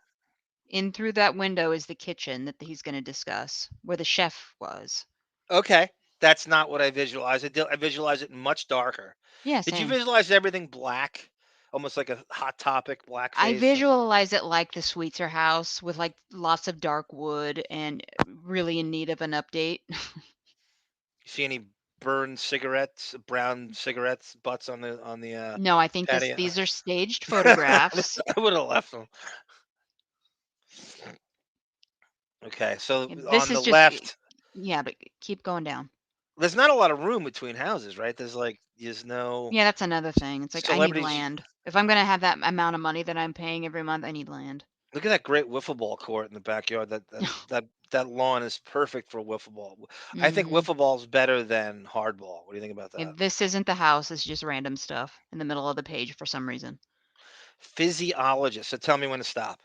Okay, keep going. Keep What's the going. 16? That's the house. Yes, the number on the Okay, house. so this is the neighborhood. Yes, of course. Look how something I'm not allowed in other words. Could you imagine David doing a video of this place? He goes to England to do it. Please, let's see how far you get. It'll be like me trying to walk up to Kurt Cobain's house and the security van following me all up and down the street. I don't know what's stopping you except that stupid fence. I don't know. You could easily get in there, You can take a picture, but that's about right? it. They're gonna watch you the entire time. They Okay, keep claim that going. the Brits are not as into the celebrity culture as we are. As someone who say does a Johnny Depp podcast. This is neighborhood. Okay, this is neighborhood. Yeah, keep going. What- Keep going. Okay, Okay, okay. so this is the kitchen area and the dining area. This is going to be referenced in the article. You think Depp cuts his own grass? Of course he does. Look at those guinea lines in the backyard of the grass. Brother-in-law I'll calls whatever I them need to do. I'll cut the grass, whatever. guineas love cutting their grass over and over again. Look at and then my brother-in-law coined guinea lines. Take the That's chat so down so good. we can see. Take the chat down so we can see. Yes. Okay. Okay. Thank Okay. you. Okay. You're on a tight ship, Sarah. I try, You're on a and tight you ship. you don't listen. So he's got central air. Where's the ice machine? Where is the ice machine? Behind one. It's hidden behind one of those cabinets. I want to know where the ice is. I don't know how long. I feel like he's had this place since he knew. Oh God, I want to go back to the late 90s when he started to just get really European, and he You think he's started still that. there? I shit. You know, he could be, and just hasn't been there in 3 years. So who I'm gonna knows? say yes. I'm gonna say yes. Maybe. What's that straight ahead? Is it an oven? Is it an ice machine? Is it Probably an a? oven. That's a. This is cool. This is Ovens cool are hard stuff. to hide behind a cabinet. Okay, I like this. I like this. I'll take it. It's fine. I like the inside much better. So This is this is probably like what. the formal dining room. Okay. This is the truncated Justice League of America table. Yeah, I love those chairs. War room. 7 seats. This is how I would decorate my home if I had the money. It's a little bit claustrophobic, right? It's kind of small in there, right? No, Little more room. it's bigger than you think it is. How do I think it is? If you're saying it's claustrophobic, it's bigger than I you mean, think it is. you don't think it's kind of small? This Right. isn't your New York, Brooklyn galley kitchen. like you've been to Brooklyn to know what a galley I kitchen probably is. know more about Brooklyn than you do. No, I'm just kidding. I don't. Now, what do we think of this? What do we think of this? I love it. I love it. I'm not a fan of gold. I know this is so. I'm sorry, everybody who's not into real estate like me, but I'm Very not a fan Trump. of gold. But it works with the bluish gray and white, in my opinion. And Ivana Trump. I mean, Trump and gold were always synonymous. That's ridiculous. Back in the day. That's vomit inducing, that amount of gold in his Yeah, penthouse. garish, gaudy. There you go. I love that Where's island. I Where's the love it all. TV? You'll see a TV maybe. I don't know. Is Rich there a people, you drop don't see the down? TVs. They drop down and Yeah, they they raise drop up. down. Right. Get something that raises up to it. I know. I love that picture you sent me. I'm just kidding. Yeah, my phone got hacked by Depp's lawyers and Amber Heard's lawyers. No, I thought They're looked like your gonna phone got submit hacked it by to an the elephant. Ooh. I love Now this is a cool this. bedroom. It's a cool I love bedroom. it. I'm in. I like the If he color wants to take scheme. me on that bed, I am in. He can be What's the in. picture? What's the picture in the right over here? And just Can we crappy blow modern this up? art for staging. Well, I can't do anything here with this. I love that headboard. I love it all. You love that headboard. I'll be grabbing that headboard. So does Rochelle Hathaway, by the way. Yeah, probably. They probably laid in that bed and whispered sweet nothings. Okay, so this is It's bigger than that little guest room there is bigger than my bedroom. This is bedroom number 3 on the right. Okay. 6 lounge en suite bedrooms with fan coil fitted bespoke wardrobes. All bathrooms have been uniquely designed with different interior moods, featuring top brand tiles, taps, and showers and baths. You know what I can't stand about real estate listings? En suite Yeah, bathroom. It's like, okay, yeah. stop. There's a whole kind of language they have to speak in order to doctor it up and sell it. They have, and then I think there's a real estate course they take, and Mhm. that's part of it. I always wondered Of like what it course. went into that. Everybody's got their real estate license now. That's the kind of go-to thing when the backup job, the side hustle, as it were. Yeah. What do you think of the shower on the right? Um, I'm very I would lock the door, first of all. There's no privacy in that shower. Uh, the tub's okay. I don't like the sink though. I'm not a fan of that wood vanity. The sink is large. You want a large sink though. I like the. Does he have a stand-up urinal? So I I don't can know. pee next to him and say, What are you "How's talking Winona?" what are you talking where do you see that? Or No, do I you don't know. I'm saying, do you think he has a stand-up urinal somewhere No. else? Why is it so? Wow, Look look at at this. this.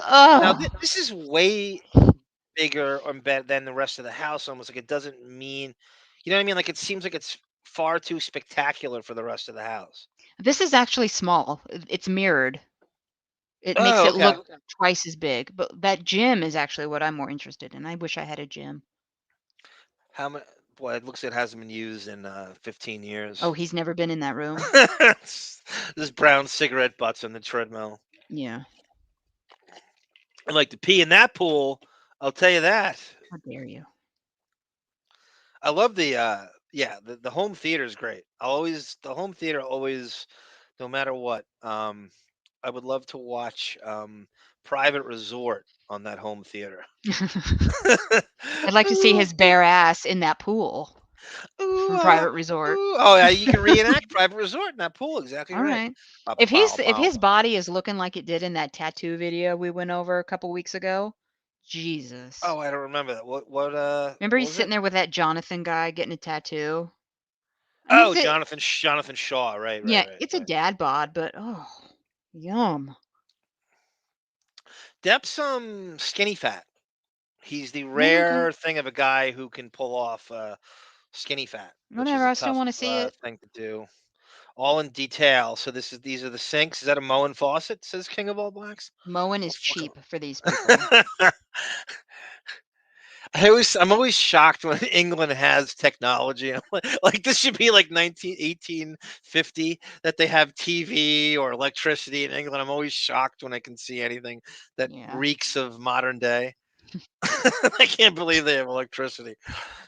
The master bedroom, fully integrated. Okay, security. Anything stand out? The cinema, home cinema. 3.0 meter wide screen, which is 9 feet, right? I don't Three know. I don't times know three meters. I is don't know. 3 feet in a meter, right? Three I'm point above. I'm something. above the metric system. I know you are. 7.1. See, I wish it was 7.3. That's lightweight. I need 7.3. Leisure center, contemporary design, swimming pool with hot tub finish with custom made Corian, professional sauna, as opposed to an amateur sauna. What's an amateur sauna? How do you do that? It's a Probably. professional sauna. Yeah, I don't know. Probably just room dimensions. I don't know. Walk-in shower, American style cocktail bar. That's getting used. Man, which gets more used, Sarah? The bar or the gym in Tep's house? What do you Can you think? combine the two and lounge overlooking the swimming pool? How many bottles were thrown at this bar in Oh this my house? God. Is this the end of it here or Yeah, this is. goes It's on? just Okay. like a blueprint. Anyway, great job, Sarah, finding that tremendous because I didn't even think to look for that. But again, I don't even know if he's there still. But since the address was listed, I wanted a visual as to where this debacle happened. Can we say that he is there? I'll go for it. Let me just go through the chat here. Reservoir Dogs, you sent a couple million. Let me go through and catch up. Spawn our dogs says Y dots. Our dogs, he calls it. Still holds up really well. It's better the way off the stuff. But no, I think I read that already. They may be Forbidden Dance. Travolta replaced Divine in the Hairspray remake. Shudder, says David. What a surprise! David saw Hairspray. Shocker. What a David, surprise Travolta was in drag. David, we got to bring back for what do we want to? Which one? Which one? Which one? Whatever one you want to do. The next one, the next Jump Street, if No, we'll do it. after we have Oh Mr. no, I got it. I got it. I remember we specifically said not just Jump Street. He's always welcome on that, but Sweeney Todd. Mm-hmm. David, a watch along with David and Sweeney Todd. It doesn't Okay. get any better than that. What should I wait? And I'll never see Joanna, and I'll never see my girl again. You, sir, how about a shave? Reservoir Dogs is a huge success for someone. Everyone's talking about it. Oh, I read that already. But yeah, You're David's so far locked in. behind. David's locked in on Sweeney Todd. How far behind am I? I don't know. You jumped back like 25. Yeah, how did that happen? I have no. You. My boyfriend at the time, says Ida Greenbacks, was hired to take pictures of Hunter S. Thompson. Wow. Is his name Ralph Steadman, Ida? Good God, that's great. I'd love to hear. There's no way they're still in contact. Reading comments. I saw Hunter S. Thompson in Chicago, of course, drunk, 2 hours late, kicked half the crowd out because they were heckling him. Oh my God, Sarah, that goes in line with what we saw at the Viper Room, right? Mm-hmm. On stage. I still And it's think that was a setup, in my opinion, and I can't be convinced otherwise. and it's completely in line with Depp being late. He loves being late. Mm-hmm. He's late for everything. And I Let me think, interrupt you. Diane, thank you so much for the 19.99. Let's get the super chats going. and thank you for the Rolling Stone offer again, Diane. Absolutely. I don't know if you heard, we Absolutely. brought you up before. That's to get to retrieve the. That's great, Ida, because that's completely in keeping with what we've observed so far. Like that you have your own separate restaurant. My boyfriend at the time done already. Did Sarah just say in other? Did you? Yeah, they're obsessed with you saying in other words. I don't know. Do I say that a lot? No, I think they just call they like you're really down to earth and intellectual. That you said in other words. No, I say in other words because words don't come out very well. Maybe Crazy Robin's making a Howard callback that Howard says Howard and Gary say in other words incessantly when you even like they'll start a sentence. He'll say in other words before anything of it is information is given. So he says in other words when he hadn't said the first words to start with. You know what I mean? He thinks he sounds intellectual by saying in other words. And of Mm-hmm. course, Gary, does everything Howard does to kiss his ass. So he says in other words before he's even said the first words, which is, I think that's what Crazy Robin's referring to. What happens when you drop spaghetti sauce on those chairs, Sarah? Here's an idea. Don't drop spaghetti sauce on the chair. No, I have to. No, you don't. I spill not only did I fall, like I told Crazy Robin, I spill everything. Once a day, I drop coffee, I spill tomato sauce. It's got to be something that stains. I can't wear white. I won't wear white. I don't care about the Labor Day I don't or need to see you in white. I can't. I don't know how anyone would. I have. You're not I going have. to Puff Daddy's party. You don't need to wear white. I have Roy G. Biv stains on everything. If I wear white, I don't know how I did it. I just look at if I'm wearing something light colored in 2 hours, it is Roy G. Biv all over the thing. What is Roy G. Biv? You don't know what that is? I thought you were. I No. thought you were valedictorian at whatever that Okay. is, Almsville High School. Can You you went not? to. Aren't you? Aren't you? Don't you love the science? Don't you trust the science? Okay. Anyone in the chat, tell Sarah what Roy G. Biv is before I do. I'll give you. Here's what I'll do. I'll give you the red. The O stands for what? Orange? Yes. I don't know. The G is. I'm sorry. The Y is. Yellow? Yes. The G is. Green? I don't Right. know. What is this? I've The never heard B. this The before. B is. The B is for blue. The Okay. I is for indigo, and the V is for violet. Great. That's the spectrum. Got it right. Thank you, Kylo, Sierra Alpha, and Pel L, Roy G. Bibb, the I thought color of Kylo the was saying I spectrum. was on the spectrum for not knowing. So, okay. It was right. It was a Howard callback. I In know, other words, yes, Tonkat, I know Bell Biv DeVoe, Roy G. Bell Biv and DeVoe. That makes more yeah, sense to me. yeah, Hooper. I'm 2 minutes late. I'm TBS 5 minutes late. You were Depp's 5. 5 hours late, and cost the production millions of dollars. Where I'm costing this. What'd you estimate it, Sarah? 5 cents? Yeah, I, probably. do you think I'd be late for a production? Having a whole set and cast waiting for me? I don't I think you're ARM time. being kind with 5 cents, honestly, but It might be fun. Thank you again. Speaking of which, thank you again, Diane D. of course. Lauren Marie said she'd sit in on a Sweeney Todd watch along as well. She loves Sweeney Todd. Very underrated Depp performance. Phenomenal You're job he did singing. you book these people without their consent. You there, my friend. See how they glisten. Oh no, you be locked out of sight all these years, my lucky friend.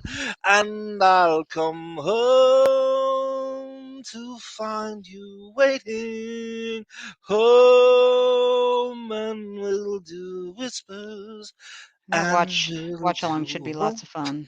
You and Depp singing won't you? together. Um, I have to say the Steven Sondheim, which David's an expert on, I'm sure. I actually grew to love that soundtrack and him singing it in the David Bowie style. I thought he did. He people don't realize he was nominated for his third Academy Award for that. Mhm. And it's I can't believe how good a job he did in that movie. Mhm. Basically playing a Batman villain singing David Bowie.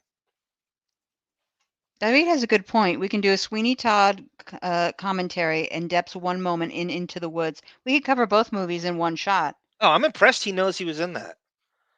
He I played the think he's wolf, and yeah, that's crazy. He knows what that. does it say about me that I think he's incredibly sexy as the wolf? Yeah, David writes an amateur sauna can get up to only 87 degrees. When it's pro, it gets up to 102.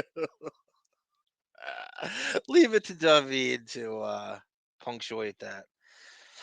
Brendan Wright looks like the set of Fuji Vice. Leave it to Brendan to have a wrestling reference that nobody's gonna get. He's talking about. Do you remember the WWF did a? They used to do like when it got really cartoony, they would do like movie sketches.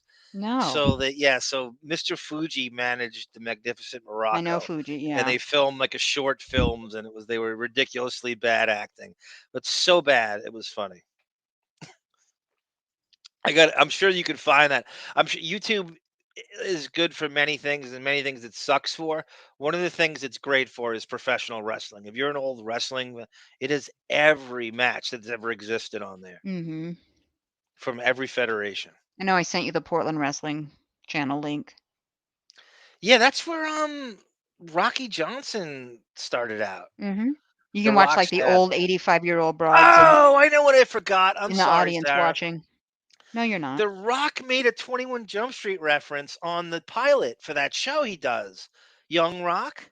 Mhm. So he was like Next old time. looking, and he's sitting at the lunch table, and the kid goes, God, you look like you're 35 here, like you're Johnny Depp on 21 Jump Street or something. Like I guess they were in middle school, and he had a Mhm. mustache. It's really funny scene. It's a good show. I loved it because it harkened back to the old days of the WWF. Mhm.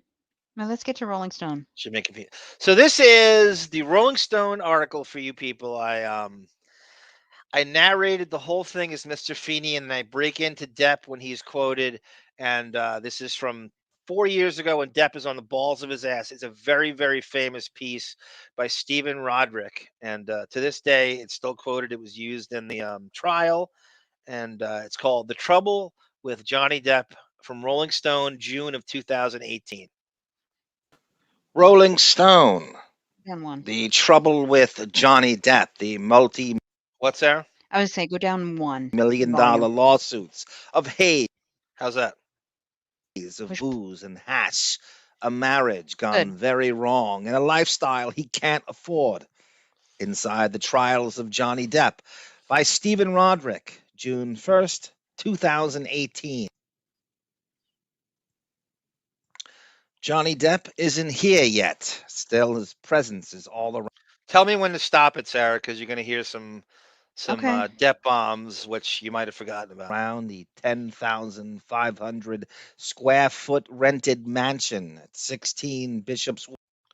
Thank you, Lauren Marie. Don't spend it all. I haven't heard that in years. You remember when someone would give you like they would go, "Hey, don't spend it all in one place." Sarcastically, they would say it back to you. Thank you, Lauren. That's a great joke. Wood Road in London's Highgate neighborhood. He is here in the busy hands of Russell, his personal chef, working up the Peking duck.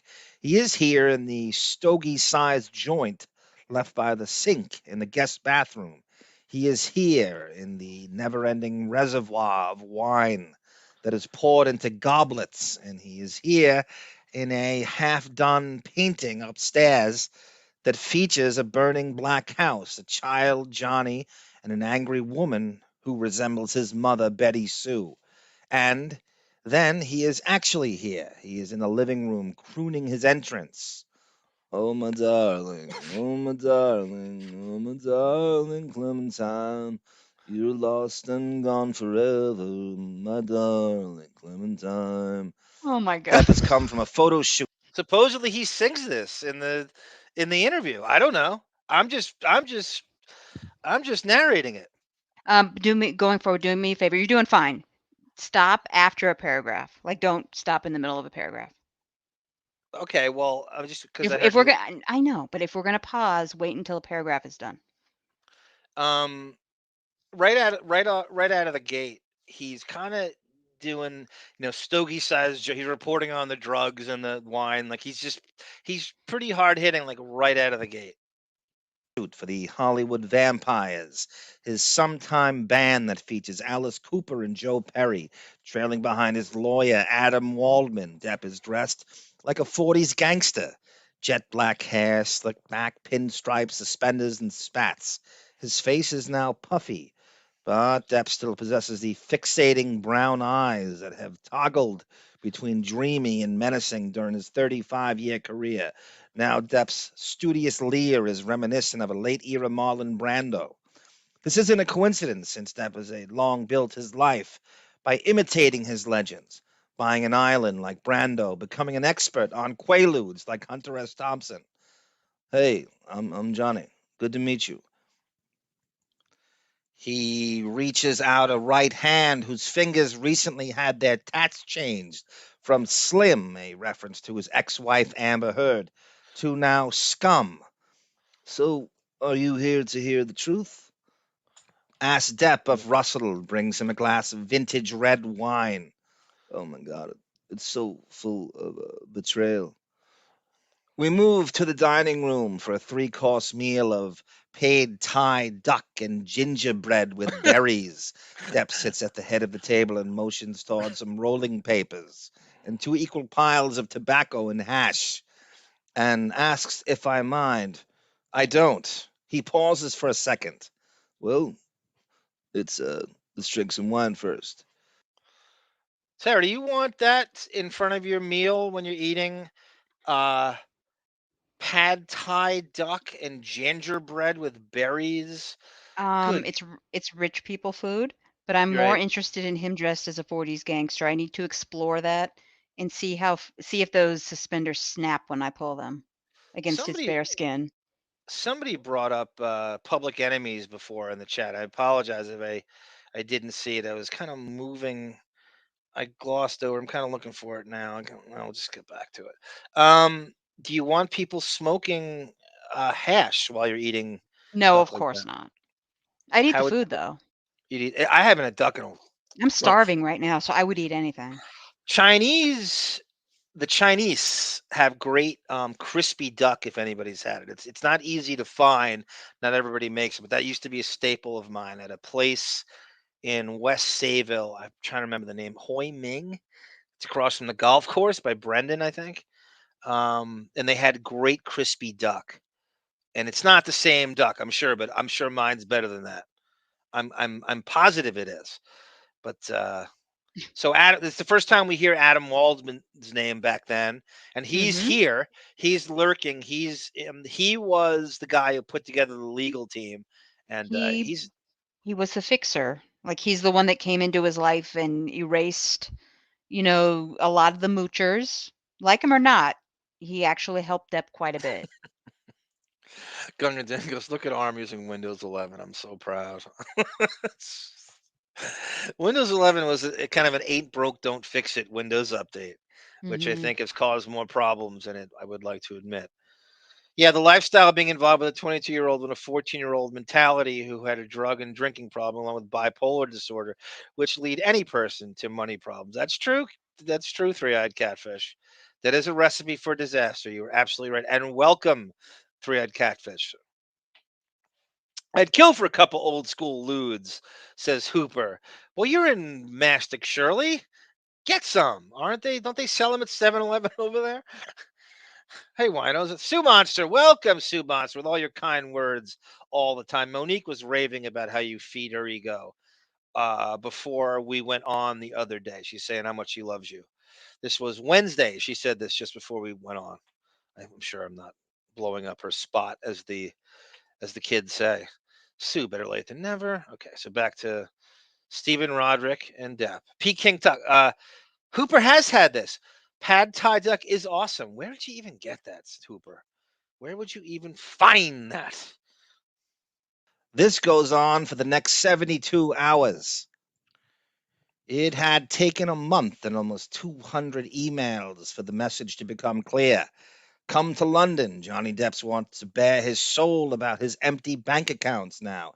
It's estimated that Depp has made 650 million on films that netted 3.6 billion. Almost all of that is gone now. He's suing the management group.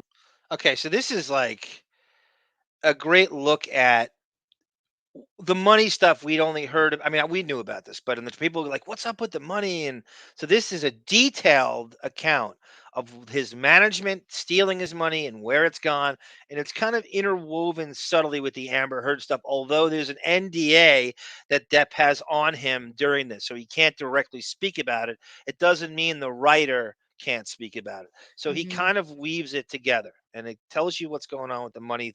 And he, at this point, had lost the money is lost. And it tells you what he's suing his managers for. Run by his longtime business manager, Joel Mandel, and his brother Robert for negligence, breach of fiduciary duty, and fraud. The suit cites, among other things, that under TMG's watch, Depp's sister Christie was given $7 million, and then his assistant, Nathan Holmes, $750,000 without his knowledge, and that he had paid the IRS more than 5.6 million in late fees. Most of the ire is directed toward Joel, who had day-to-day responsibility for Depp's account. There are additional charges of conflict of interest, saying that TMG invested Depp's money for its own purposes and returned it without profit. The suit seeks more than 25 million from TMG, accounting for tens of millions, it claims. TMG illegally took for its commission, plus any additional damages the court sees fit. The Mandels categorically deny all wrongdoing and are countersuing, alleging that Depp breached his oral contract with the company. The suit suggests that Depp has a 2 million a month compulsory spending disorder, offering bon mots like wine is not an investment. If you drink it as soon as you buy it. Depp was continuing to concoct malicious and false allegations against the company during TMG's countersuit because TMG had filed a private foreclosure notice on one of Depp's properties, claiming he owes TMG $4.2 million in unpaid loans. Can you imagine a foreclosure sign on his properties? How crazy that would look. No, I'm sure it lasted like 5 minutes and then it was taken down. Could you imagine David running into that on his tour? That photo, I would frame it in I my living room. I wonder which one that was. I wonder. I would assume Sweetser. I can't try. It's gotta be right. It's gotta be in the Mhm. midst of that. That's the most Crazy, valuable one other than the France compound. crazy. Robin says so far, if I were Depp, I wouldn't like it either. She said something else about him not wanting his stuff put. No, he insisted on having this done. Crazy Robin. He chose this. He wanted to get his truth out there, so he chose Rolling Stone and this writer, which I don't think he was handpicked. I gotta remember. There's something next. The part two. He did. This guy did an interview. It's very brief, where he kind of talks about this to a friend of his, and he kind of the setup of it all. I think it would be interesting companion piece for this. Mhm. Over the past 18 months, there has been little but bad news for Depp. In addition to the financial woes, there were reports he couldn't remember his lines and had to have them fed to him through an earpiece. He had split from his longtime lawyer and agent, and he was alone. His tabloid scarred divorce from actress Amber Heard is complete now, but not before there were persuasive allegations and physical abuse that Depp vehemently denies. Depp's inner circle had begged him to not wed Heard, or at least to obtain a prenup. Depp ignored his loved one's advice, and there were whispers that Depp's recreational drug and alcohol use were crippling him now. Now that's the first time the prenup thing. Remember that was a story all to itself at one point. Mhm. People went crazy finding out he didn't have a prenup when this all went down. And this is the first time I'd heard anybody like, oh well, his immediate circle begged him not to. So I don't know if he corroborated that with Depp or he just talked to his friends and family else independent of this. You know, the sad thing for me with that is I don't if you have $50 in the bank and you can afford to get a prenup, I would get a prenup before you get married. But or have a very written in stone agreement. But he falls in love the next time, head over heels in love with his new soulmate, no prenup. You can almost guarantee that. And I don't know if he rewrote history with this. He comes out later that he wanted a prenup, or so he claims. I'm not sure I buy that. I'm not And sure I buy if it. you're easily, dissuaded by a tantrum, not to get a prenup or to put it off, you never wanted a prenup. And he claims that she just, pulled this brat fit to get it, and he eventually capitulated to it. It doesn't sound like. Again, I don't know for a fact, but it sounds like he's backpedaling on. He's trying to make. I can't be that stupid, and I would hope he's not that stupid to If have you're a not man, gotten a prenup. if you're a man of his means and a woman like Amber Heard, I don't care if she's the love of your life, she's going to scissor women in front of you. I don't care what she brings to the relationship. If she even questions, any financial security, why are you with her? Right. A man is born, he's a man of means. Then along come two, they got nothing but the genes. During my London visit, Depp is alternately hilarious, sly, and incoherent. The days begin after dark and Yeah, I love run this. until first light. There is a scared, hunted look about him now. Despite grand talks about hitting the town, we never actually leave the house. As Depp Mine leads us down various rabbit holes, I often think of a line that he recited as the Mad Hatter in Alice in Wonderland. Have I gone mad now? His closest confidant. Thank you, David. I actually went to a test screen. David, you can almost um, connect him. He has a connection to everything we say, whether it's Public Enemies and Michael Mann. And he goes to a Sweeney Todd test screening at the Grauman's Chinese Theater, which everybody, that's one of those, famous places on that strip. That was when I first moved to LA and we filled comment cards out. God, I'd love to hear. There's no way he still has it, right? The comment card. I would love to know what David wrote. I bet he can remember. on seems to be Adam Waldman, a lawyer he met less than 2 years ago. Waldman, now 49, possesses an unlined face, sandy hair, a designer black leather jacket, and a soothing voice that could make the bird flu epidemic sound reasonable. He tells me he is married to the world's #1 face doctor.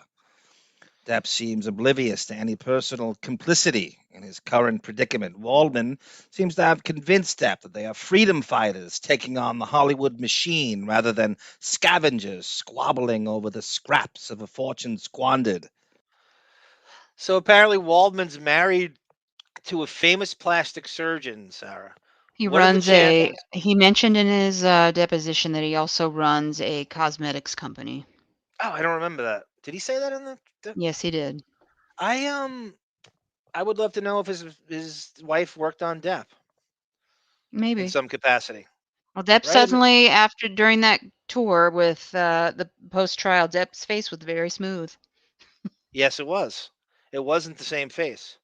And so let's not forget the Eastern Columbia Freeloaders, Three-Eyed Catfish. No, we'll never forget them. They are not mentioned during this in any way, shape, or form, if I'm not mistaken, right? And it's bizarre that they wouldn't be because it's such a big thing, Hmm. in his life at that time. But he doesn't. Roderick doesn't actually know about it. I mean, he's in London, so there's a chance that it's just not pertinent to what he was doing here. Hmm. But it's weird; they don't come up at all. The Josh Drews and Rocky Penningtons of the world, and I'm sorry, Io Tillett is in this. I just narrated. Yeah, I forgot about that. Three-eyed catfish. Io Tillett Wright is in this. One day, Depp shows me his artwork, and it strikes me that Depp is now a worn Dorian Gray. I imagine Johnny doing a version of Jack Sparrow at 70 or 80, his friend Penelope Cruz tells me. It will be charming and just as great, but the two things, they were charming when he was 28, doing drugs and running around the scaffolding of a high floor Atlantic Records LA building. You know what the backstory behind that is, Sarah? No. Okay, that was one of the famous Depp biographies, and he must have gotten this from the original Rolling Stone article he did. When Depp first moved to L.A., him and Nicolas Cage would just go gallivanting around, and one drunken night they hung off the roof of as he describes it, the scaffolding on a high floor of Atlantic Records, which I think is in the Tom Petty Into the Great Wide Open video, and that is with Nicolas Cage, which he doesn't mention there. Seem disturbing now with Depp at 55. Cruz ends our conversation by telling me about Depp trying to pull his own tooth at a London restaurant while having dinner with Stella McCartney. Maybe being a permanent Peter Pan is the key to Depp's on screen charm. But time has passed now.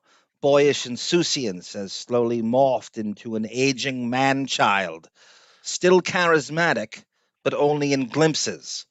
If his current life isn't a perfect copy of Elvis Presley's last days, it is a decent facsimile.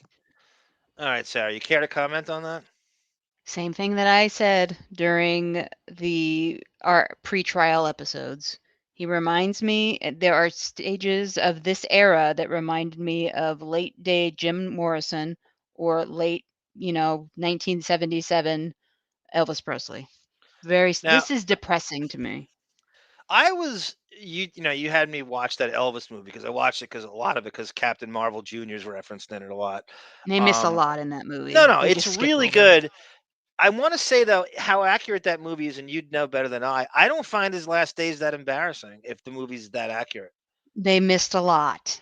That they skipped over because they wanted Baz Luhrmann wanted to romanticize him a little more than what he should have been romanticized in his later days. He died Well, taking a crap. that's a great way to go. if you, No, I, he had I, such pain in his final moments. He bit his tongue in half. do you know how many pages of radio gunk I have read on the shitter? Do you know how many like full thread? I've read entire like 15-page mockery threads on Bull, like verbatim. Mm. The only thing I can hope for, and I was hoping during the trial, is him. being in court for how many 6 weeks, kept him off the drugs. I'm sure he drank when he got back to the hotel. Of I course, who doubt wouldn't? he was doing drugs, but maybe that cleaned him out a little bit. And maybe It he look, learned a lesson. yeah. As I much as mean, it listen, as much as it came up, especially in the cross-examination and Aunt Bonnie's disaster of an open and close with the drugs, the drugs, the drugs, maybe he learned. He was embarrassed enough to learn. I don't know how strong the influences from Thompson and Brando and Keith Richards are. I Oh, don't think. I those think are that's so ingrained. built in. Yeah, I think it's so But ingrained. you can just hope that the humiliation, because he didn't want to do this trial, I don't. but he had to. You can only hope the humiliation, smacked him in the ass and he learned a lesson. I'm not sure. He's capable of that. Do I think he's done a line of cocaine while he was out on tour? Yes. Since the trial? Yes. But you can only hope that it's not like it was.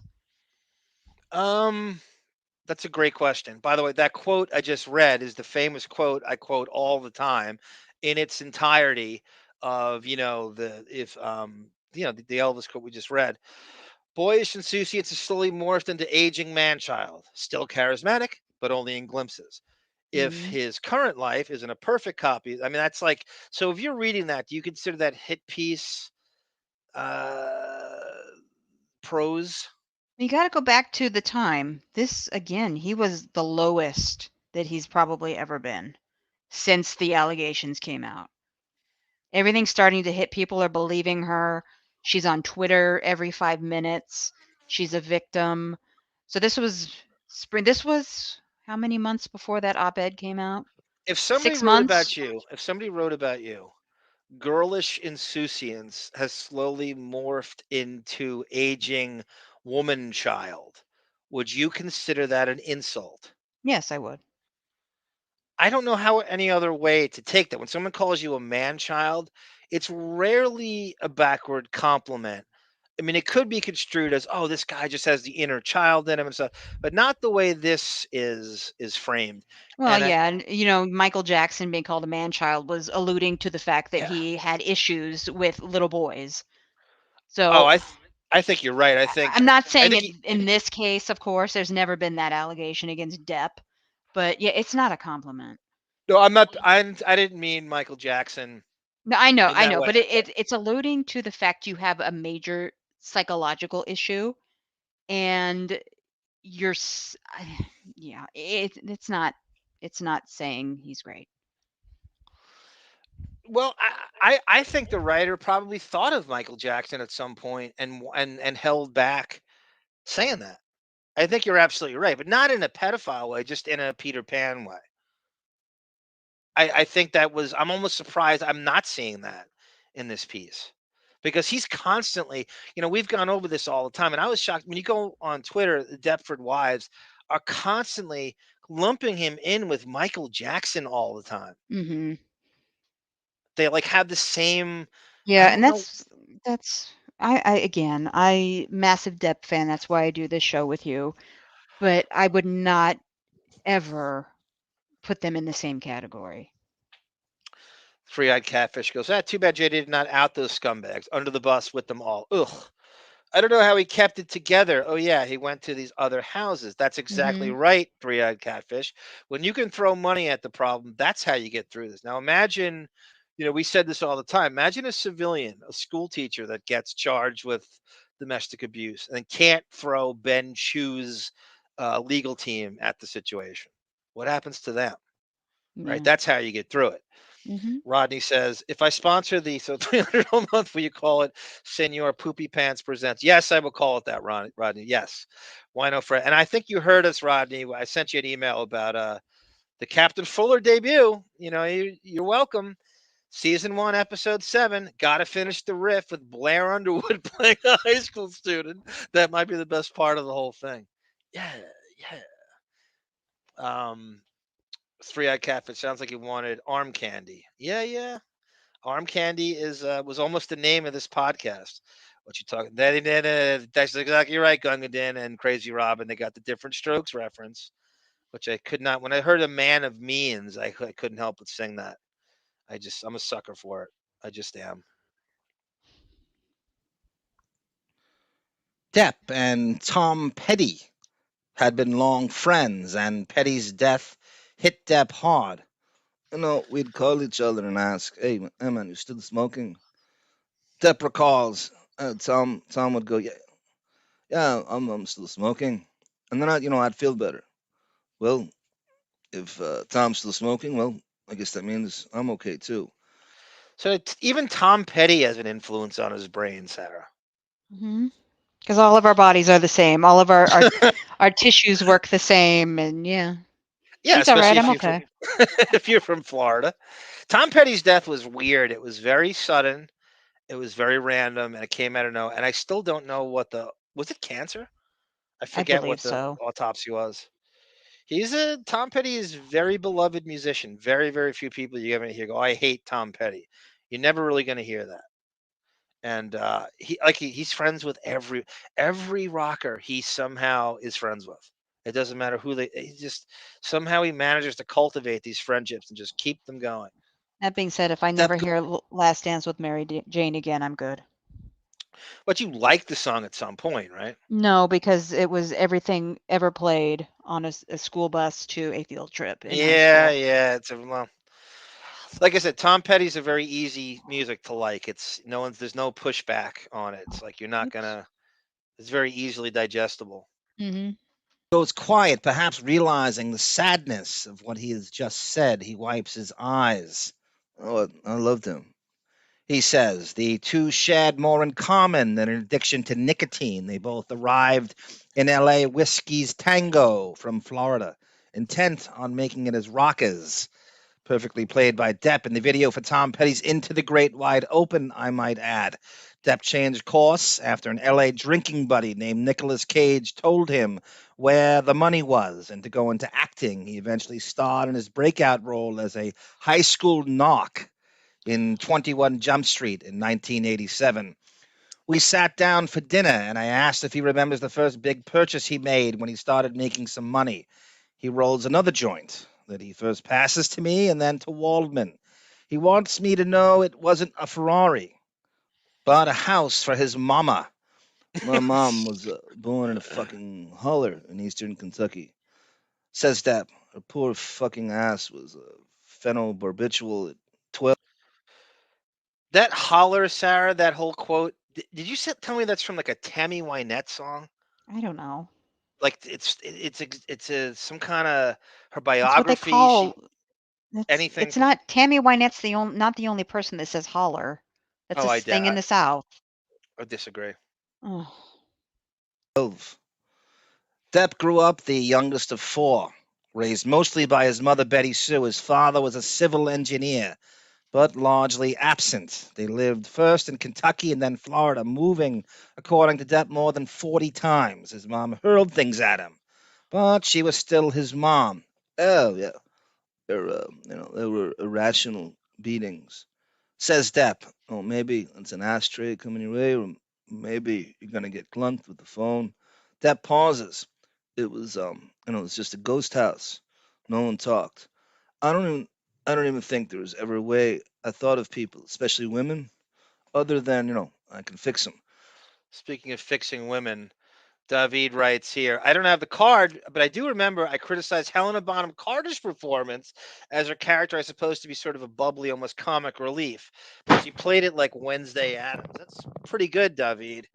As you know, Helena Bonham Carter is Burton's female muse. She's basically the female version of Depp in Burton's movies. She's been in virtually almost as much movies as he has, and he will cast her any given time for anything and crowbar her in doing so. I find her pretty talented. She actually spoke up about kind of recently. She was kind of on his. Of course, she is on his, but she was on it all the time, and she can afford to be because she'll always be.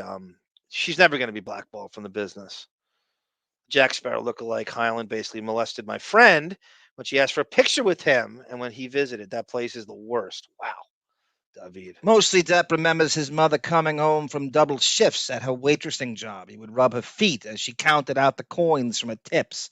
He bought her a small horse farm outside of Lexington, Kentucky, with one of his first big paydays.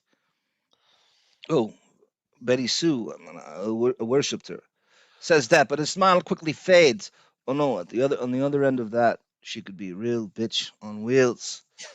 He tells me what he said in her 2016 funeral. My mom was maybe the meanest human being I've ever met in my life. After buying the house for his mom, Depp treated himself to a 1940 Harley Davidson, which he still owns. From 1986 to 2006, he's made 32 movies, showing a once in a generation range from Edward Scissorhands, beginning a lifelong collaboration with director Tim Burton, to an acclaimed portrayal of an undercover cop in Donnie Brasco. I'm glad Roderick said that because he does have a range. Like whether you hate him or you not, I dare you to find someone that Mhm. has the range from a doe-eyed, innocent waif like Edward Scissorhands, and then go play undercover cop, a peerless undercover cop like Donnie Brasco. That is insane. That's the I same can't guy. I can't think of another, even in the ballpark. Does it get more opposites than Joe Pistone and No. Edward Scissorhands? No. I can't think of anybody that can come close to that kind of range. I still just want him to play a serial killer, but otherwise I'm good. You didn't see Sweeney Todd, did you? No, not yet. He's a serial killer. I know, but I don't want him to sing while he's killing Why people. not? Why not? No, I want a dark, dark serial killer, Dexter without the comedic side of Dexter type of show or movie. Depp acquired a taste for the grandiose life along the way. He bought the Viper Room in the early 1990s, an old speakeasy once frequented by Bugsy Siegel, and turned it into a small rock club where everyone from Guns N' Roses to Johnny Cash played. He suffered through the death of his friend River Phoenix from an overdose at the club amid wild claims in the supermarket rags that he had delivered the fatal dose to Phoenix himself. Well, imagine living with that, says Depp, in his eyes clouding over now. We've deduced they're not friends. I mean, they're acquaintances. He went to the club, but I have no. They're not friends. Sarah. River Phoenix and Depp. There's Yeah, no. I agree. I would say acquaintances. He didn't even know Riv- that he was dead. Yeah, it's a crazy story. We know we've gone over the conspiracies behind that. John Frusciante gave him a speedball, apparently, as it goes, Yeah. and he died on the sidewalk with his. We played the. I didn't even realize that when you played it for me. I'd never heard it the first time that Joaquin Phoenix calls 911, and they have a tape of that. And Mhm. one of the rumors from that is that after this happened, Depp's legal team with John Frusciante from the Red Hot Chili Peppers and I'm sure Sal Jenkin was there, convene at his house, which David tells us right behind where that is, which I had no idea it was that close, like walking distance. And they think of a strategy of how to frame this while Phoenix is, what's the alibi? Is Depp involved in how does he not know that there's drugs going through the whole, there's all sorts of I've stories from that night. I've said it before. The episode we did, we kind of call it Viper Room 3, where we talk about oh God, what's the partner's name again? I'm sorry, that disappeared. Oh, Anthony Yeah, Fox. Anthony Fox. I wanted to call him Jeff for some reason. That's Whatever. fine. That video we did, it's like an hour. We talked about that newspaper article about him disappearing. Yeah. I've never gotten such tinfoil hat comments that were psychotic. That How do you mean? Like we're somehow making that up, or yeah, that Depp killed River Phoenix, that he has killed other people. It's the weirdest of Twitter found that video, and wow. yeah, it's crazy. I mean, it's impossible to think that a club, and this club was meant to be almost a private clubhouse, as it were. It wasn't meant to be. I mean, how do you have it right in that ground zero, as David showed us, in celebrity, the Hollywood, the Sunset Strip, where you expect it's not going to be infested by, and it became the who's who of Hollywood. So what's going to go on? Of course, there's just going to be insane. God knows what substance being passed around in there, but he had it meant where it was underground. And do you really think he's going to tell Thompson? Think about if Thompson walks in there and Thompson wants to do any substance he's going to tell him no. Get out of my club. I don't want you doing acid here. You really think he's going to say that to Thompson? So we Mm, have to assume especially on Halloween when that was. yeah. No, I know. Three-eyed catfish goes, correct me if I'm wrong, but I thought I read or heard somewhere that while he stayed with Beck while compiling music was during the time he was detoxing from drugs. It depends which time you're talking about, three-eyed catfish. He's been detoxing from drugs. I don't know how many times. I don't know of Beck and Depp together in any way. I don't either. I've never I've heard not that. heard Beck. Doesn't You'd mean think it he didn't would come up, happen. I certainly don't know everything. and of course he dated Winona Ryder as well. Beck did. That Well, was who did one of she the not date? Winona dates right off the cover of Rolling Stone magazine. Was the line that I kept saying back then. It I'm was skipping crazy. ahead. Dave Grohl and uh, man-child implies petulant baby, says David, not childlike spirit or energy. That Uh-huh. is exactly what it implies. Yep. Fired. Yeah, Ida Greenbacks, who was a teacher, says if teachers got arrested for domestic violence, bye bye. These days, they don't even want to hear him out. That's exactly right, Ida. I just use teachers as a. I had an uncle lose his career as a policeman due to false accusations in the 70s, says Three Eyed Catfish. He was cleared, but he never got his reputation back. I'm, quote, going through a divorce. You never do. You never do. Uh, and even like your own family and circles, you almost have to leave the town, almost like get a new identity. There's no coming back from that as a civilian. Mm-hmm. There just isn't. Tom Petty died of, thank you, Ida Greenbacks. Tom Petty died of multiple organ failure, resuscitated cardiopulmonary arrest due to drug toxicity. Accidents even. I think he was 60. God, Ida, if you see this, and you don't have to look it up. I remember at the time 63. Imagine doing hard drugs at 63, Sarah. If No. that's what it's either 63 or 67. He chafed against playing the standard dashing Hollywood hero. An advisor yelled at him when he took the title role of Ed Wood. You know what? The guy told me, Johnny, it's not about you doing black and white movies about a cross-dressing D movie director. It's about fucking the girl and carrying the gun. Depp says, no, you need to fuck the girl and you need to carry the gun. Crazy Robin says to Sarah, it is dark, Sarah. Talk about Sweeney Todd. Slits, a good throat movie like no other. And thank you, Philly29, for your endless generosity. We are not worthy. We thank you over and What? over again. I What's disagree. you disagree with what? We are worthy. Oh, okay. You Okay. are worthy. Don't think No, about me, folks, when you super chat. all This I'm is saying is we're lucky to listen. have. Go ahead. Thank you. Folks, when you super chat, think about the man that puts this show together. I show up after work. This shit is already put together by the time I log on. He does all the work, plus he does all the work for the other show he does, and he deserves much more. And feel free to keep super chatting.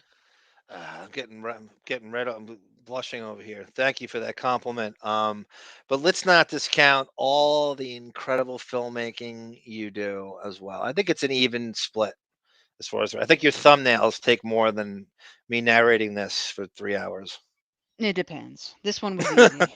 had a couple reads. By the way, I did this yesterday, and I did a quarter of it and realized that I had the wrong setting on the recorder on. I had the setting of the there's a setting where it records your voice and there's another setting where it records the internet, and I had the internet setting on, so Yeah. I realized and I tested it and I had to do it over. Yeah. But Philly 29, I don't say this a lot, but God bless you. We really appreciate it. Yeah, three-eyed catfish. Come on, we know that flows in bars locally in our communities, especially on Halloween.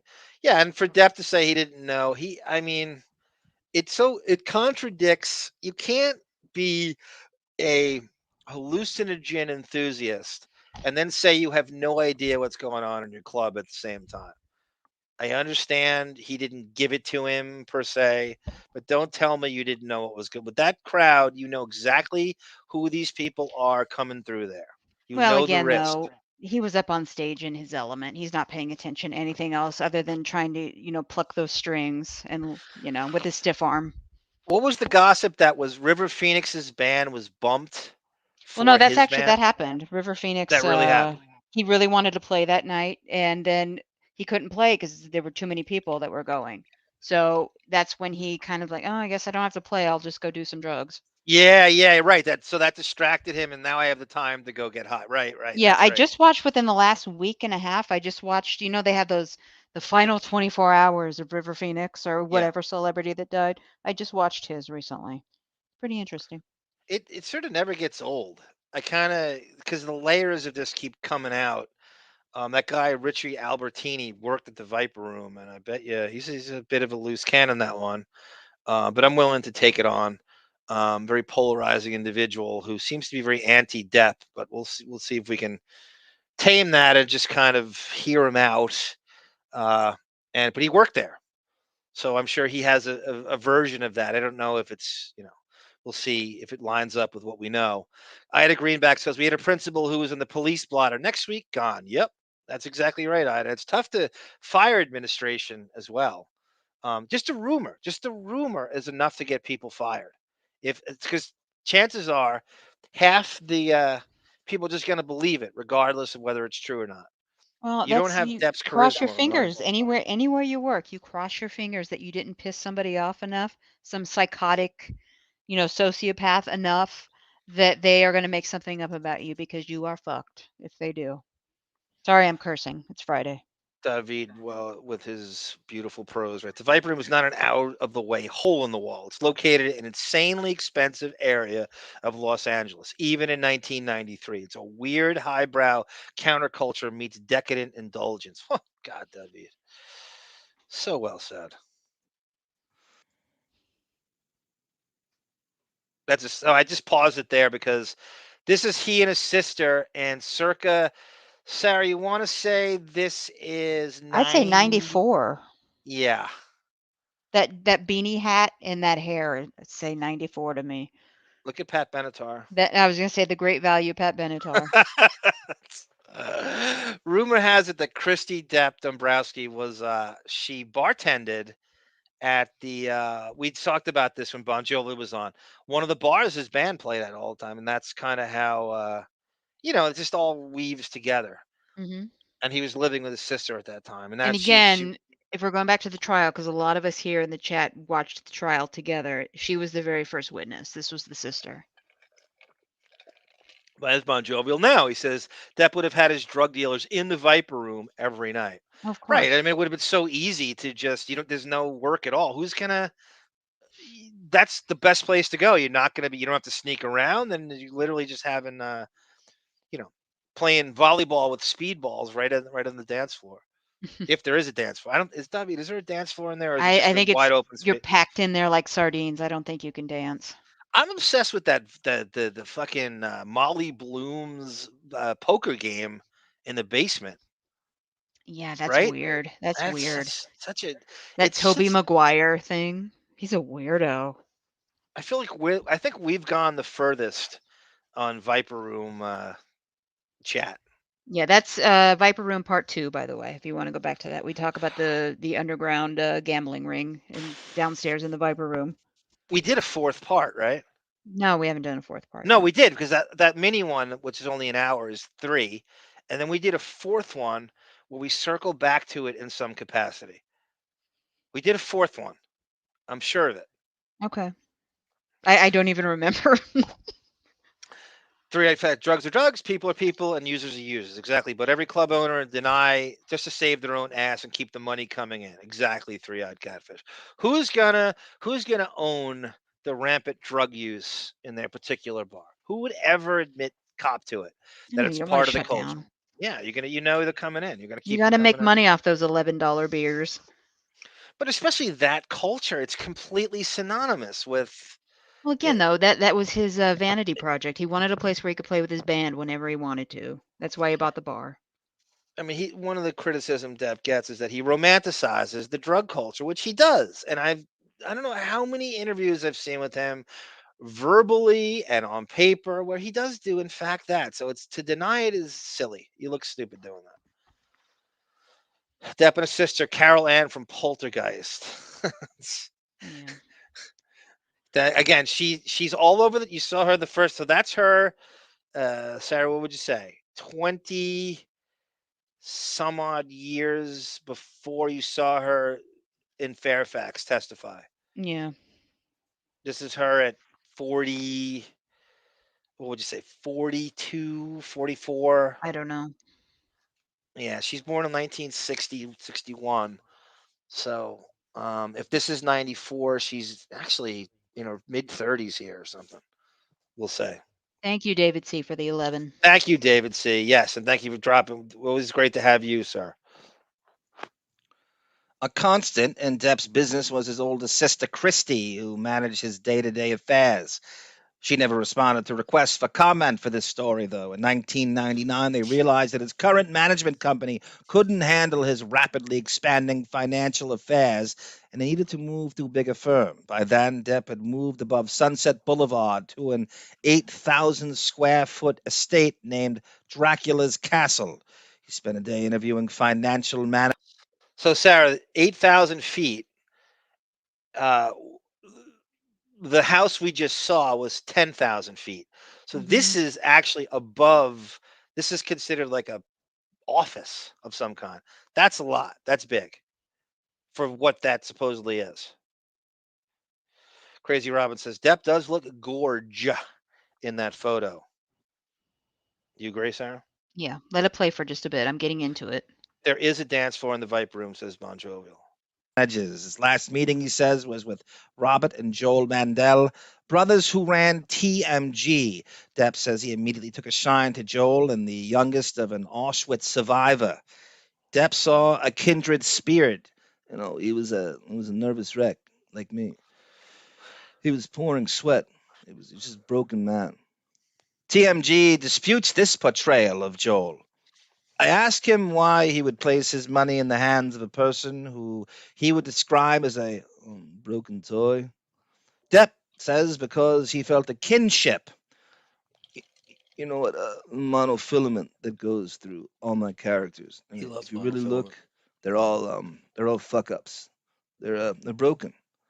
I try to probe deeper, but Depp is now restless. The mansion is spookily quiet. There's now 3 or 4 o'clock in the morning here, and his cook and security guards have all retired. Despite the hour, Depp's mind is a spaceball ricochet moving through a random series of flashcards of his life. There was an incident last year at the Glastonbury Festival where he asked, perhaps drunkenly, "Can we bring Trump here?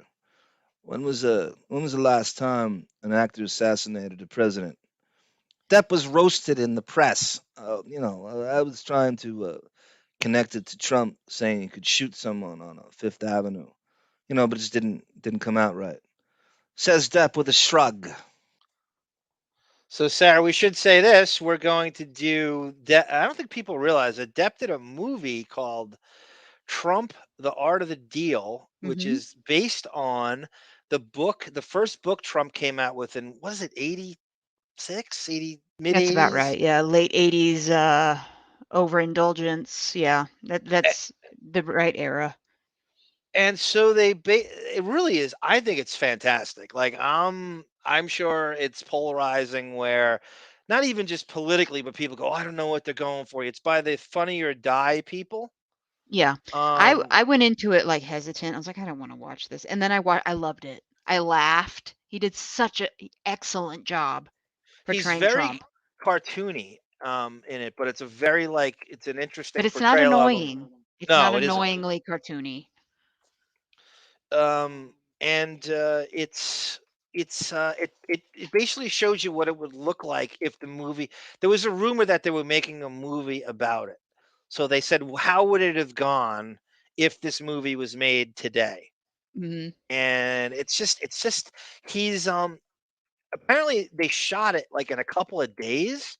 So that makes it more impressive Yeah. that they did this. And it's kind of like it takes scenes right out of the art of the deal and it just throws it on screen. And there's a USFL scene, Oh, yeah, the yeah, yeah. football league that challenged the NFL and they do. There's just the cameos in it are phenomenal. I got to see the two coolest guys in the history of pop culture in the same scene. Fonzie with Depp. Henry Winkler's in the movie. Henry Winkler is a cameo because Ron Howard is involved Ron Howard does the intro in the Mhm. beginning of the movie. It's really so we're gonna do a Patreon watch along of that. And we're gonna go into the whole history of Depp and Trump and the whole thing and probably show a clip of that particular thing that he's quoting there. Yeah. Uh, the director is a really big. He was a former Saturday Night Live producer and writer, and Will Ferrell's company, Funny or Die, did it. And I'm trying to remember the guy's name. God damn it! Why can't I'm blanking on the director's name? God damn it! I cannot stand. It's fine. We'll look it up. I was told that Wellbutrin makes your memory go. I was reading the symptoms of You're Wellbutrin. doing fine. We'll look it up. We'll talk about it on the Patreon episode. Can you? Jesus Christ, is killing me. Oh I my can't God, get here this we thing. go. What's Well, the problem? Jeremy Connor directed it, but that's not who I'm thinking of. I'm thinking of the producers. Okay. You'd know the names of the producers. He moves to the couches in the living room and flips on the television now. Depp has an affinity for bordering an obsession with the bon vivants who had their late prime in the 1970s, whether it's Marlon Brando, Hunter S. Thompson, or Don Rickles. That's well said. Rickles was the bravest comedian ever, says Depp. Oh my God, it'd say anything. As proof, he finds a video of Rickles on Dean Martin's celebrity roast, turning to boxer Sugar Ray Robinson. I want to thank Sugar Ray Robinson, who said to Rocky Graziano, "Hey, babe, you're hurting me. Sugar is a great champion. Sugar, we would ask you to talk, but you know the blacks. Your lips lock." Jesus, says Waldman. Depp insists it's ballsy, not offensive. I mumble. Oh, I don't know about that. I don't Oh know about that, God. Johnny. Depp isn't paying attention now. He There's considers the himself there's the chance for the author to virtue signal. It's comedy in the 70s. It's not great now, but back then I would have laughed. I'm sorry. Makes me an evil person, I guess. And what Don Rickles could get away with then is not, And it was I pretty have much those understood. I have those Dean Martin roasts on DVD for a reason. They were funny, and you're never going to see that again. Calm down, author. We'll be okay. You could see. By the way, have you ever heard Depp's impression? Yeah, I just showed you. Depp's impression of Don Rickles is pretty good. I've never heard anybody attempt it before. It's genuinely really good, Yeah, it's not and bad. it's very very quick. He does it on Kimmel's show. He goes, oh God, did I see what he's talking? I think I did see this. So one of the things we're gonna do on, I guess, Patreon. I don't. I Any believe watch I have. along we have to do on Patreon. So This one is the Spike TV tribute to Don Rickles, which Depp plays a major part in, and I had that's no good. idea he was that close with Don Rickles. It's a hmm really good one for us to do.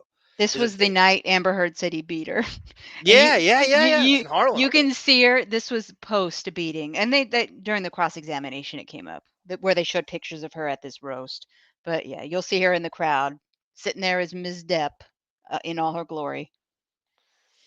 Michael, Gnome de facto, welcome, sir. Michael Hutchins at NXS told a brief story about jamming with Billy Gibbons, who is isn't he the guitarist for God damn. I know what you're Oh talking God, about. why am Yeah, I blanking on that? See, I'm telling you, it's I'm fine. Let blaming it go. Jesus.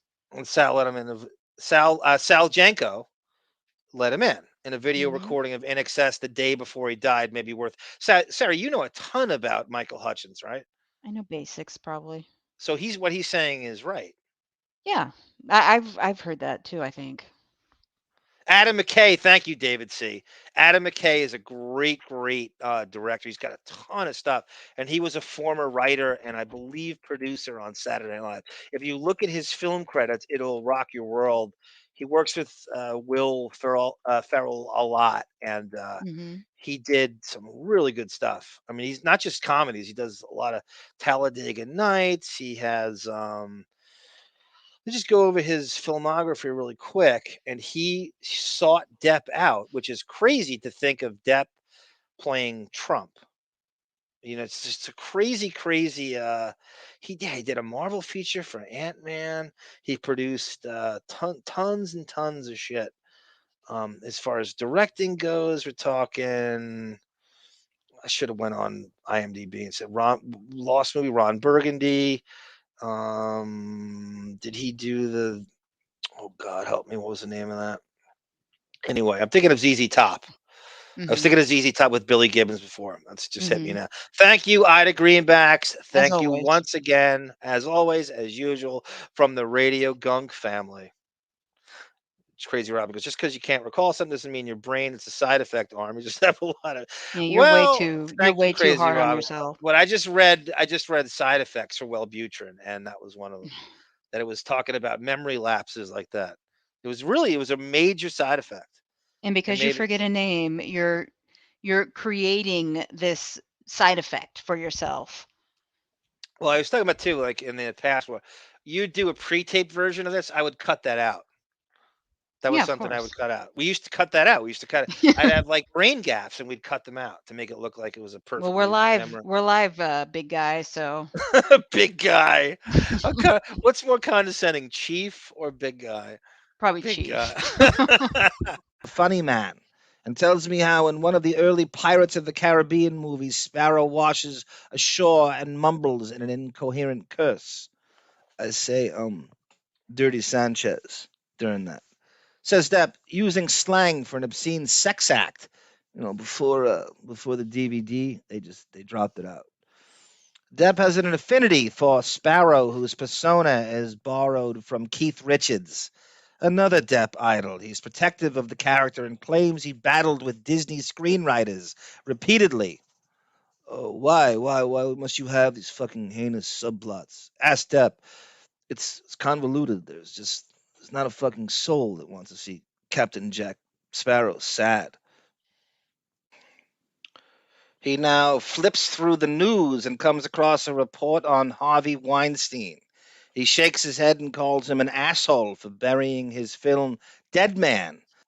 And that's the only reason he's an asshole.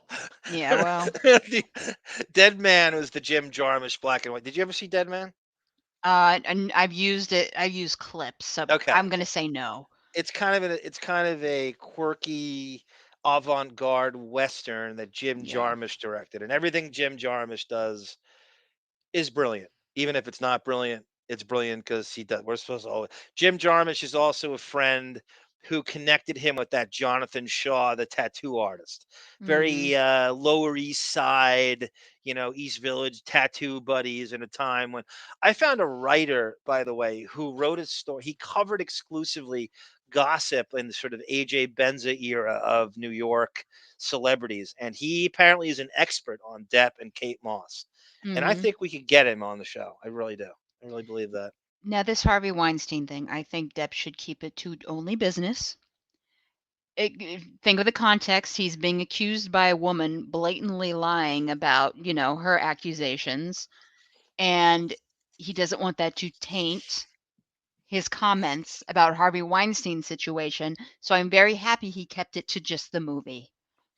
But also, too, though, if you're Depp, right? So he's a monster here. He's an asshole during Dead Man, but you Yeah. go on to work with him for Yeah. Finding Neverland and Shock-a-Lot. Well, That's okay. do you Then think why work with him in those two? well, that's true. But sometimes I don't know the situation in Hollywood, so I don't know if you just don't have a choice. If that's the only person that's going to fund your movie, I I've don't know. said this to you a million times. When has Depp had to do something he didn't want to do? When has he ever been forced to do something he didn't want to do? Well, How maybe often? he in that Tracy Jacobs stuff we were reading, he was doing stuff just for the money, for the quick But advance on the that's paycheck. way after that. Yeah.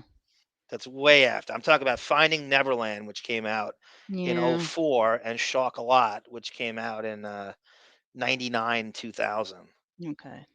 Which, so, if he's such an asshole, then why are you doing Miramax movies? Mm. Because director Jim Jarmusch refused to give up his contractually mandated final cut. Oh my God, he was a bully. He was such a bully. Says Depp. Oh my, have you seen his wife? Listen to this. Oh, it's not a wide load, yo. It's not like you went, oh, I must go to the Poconos and find some hairy backed bitch. Depp Hmm. pauses. Was that used in the trial in any capacity, Sarah? Because if I were Amber Heard's team, I would have No, totally thrown that in his face. I'm pretty sure it wasn't. The Rottenborn did a horrible job on that cross They really examination. did. They really did. He mentions this, maybe some random sentence from this. I don't even think he went into detail on this. Every day, I find quotes and stuff they could have used that they didn't get to. The Depp's team, the Choose team and Camille Vasquez and blah blah blah, did a masterful job of getting this stuff blocked, so that they could have used against him, and stuff in the released transcripts and some of the court documents that got they paid for and stuff. And it is the stuff in the UK trial alone Mhm. would have, but again, I say this, I can't circle Well, back to this why enough. do you think he paid $8 million? Yeah, He paid for the best, and he got the couldn't have been best. more well spent. From the optics of the witnesses they had, from Curry, Camille yeah, I mean, Camille taking on, Amber Heard was classic. I think it was the charisma of the witnesses he had, of his legal team, that was so important in the whole scenario. Mhm. I mean, to think about that Elaine Bredehoft and Rottenborn, which sounds like Sleepy Hollow 1800 villain names. Just the names, you hate Yeah. them. Well, Not even and the visual. going back to the visual though, you had 2 visuals there with Camille. You had Camille going the highly attractive brunette Camille going up against Aunt Bonnie Bredehoft, with the shaggy haircut. Right. Then you Anyone in had a pussy fog is just going to like her on visual anyway. Yeah, and then you had the brunette Camille taking on the less attractive blonde, evil succubus Amber Heard up on the stand, fighting for truth and justice. So it was great visually. I miss that trial still. Well, my assertion was right on the money. I mean, I said from the day one that Camille was used on point as the point guard of this whole thing, is because you wanted to say, well, I'm a female in Amber Heard's age range, and I don't believe you. Hmm. I should be I'm a left wing female in Amber Heard's age range, and I don't believe her. So that optics for the jury would set the tone, which it did. But again, I circle back to, you don't I don't let if I'm a true Depp fan, I don't let a jury of 7 people tell me where to spend my entertainment dollar and what to believe. I know what I believe. I'm not hinging on this trial to clear his name. Yeah, I He's like, know. oh, well, this child is the most important thing in the world to me. It saves my life and it gives my life back. It doesn't give you your life back. You had a tour booked in advance in Europe with Jeff Beck that was pre-booked before the Ugh, verdict was even levied. You weren't canceled. And if I'm Amber Heard's team, I would have used that against him. Like, he's not can he's what how is this infringing on his life? He is a tour booked for months and months and months with Jeff Beck in the United States and Europe. So I want well, to know how this is hurting him. I have a spoiler for you. They didn't do that, and he won. No, well, The I'm saying end. that, wouldn't you have done that if you were them?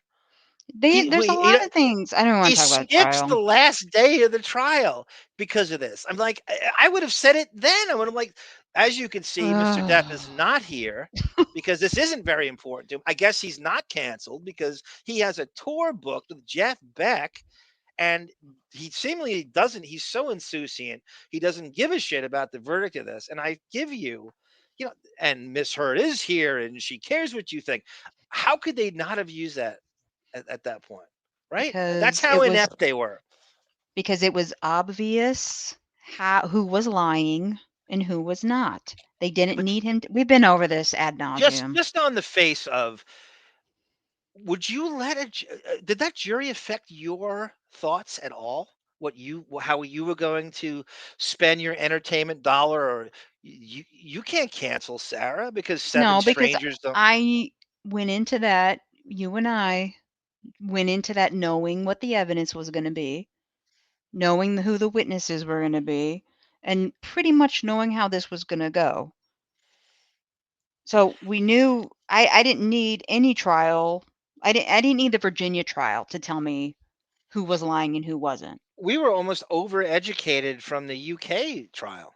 Yeah, I was squealing when certain people were getting up because I knew what was coming and I knew that this was a nail in the coffin. I know 80% of that I predicted. I mean, we That's great. knew it was telegraphed because we knew from the UK trial and just stuff I'd read in transcripts. I mean, I knew. I had a greenback skills. You remember my Shecky Green? Monique actually, before we went on, she's like, I don't know if Ida wants me to blow up her spot and say she's related to Shecky Green. Mm, And she actually contemplated that. But he still has a lot of info on Dean Martin, but Depp loves Dean Martin, by the way, Ida. I I do should too. say that as well. I He do loves too. Dean Martin. It's obvious. Adam McKay, the SNL head writer in the late 90s. Yeah, Adam McKay is just as a director, he has, in addition to Trump, The Art of the Deal, he has the Anchorman movies. It's all Will Ferrell stuff. Ron Burgundy, Talladega Nights, The Landlord, Good Cop, Bad Cop, Step Brothers, Green Team, Eastbound and Down, which is a great show on HBO. The other guys, Kenny Powers, Lifecasters, Anchorman 2, and this movie, Big Short, which is really good. That's not a Will Ferrell movie. I saw that in the theater. It's really, really good. And he's a director on the Laker thing, Sarah. Winning Time, the rise of the No, Laker that's a dynasty. strike. What if Drexler was in it? I would disown him. He's got a lot of sports stuff under his belt. Very eclectic resume.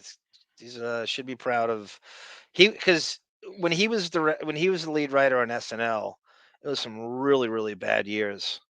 I don't want to blame him entirely, but it was some really shitty years, which apparently he is the head writer for.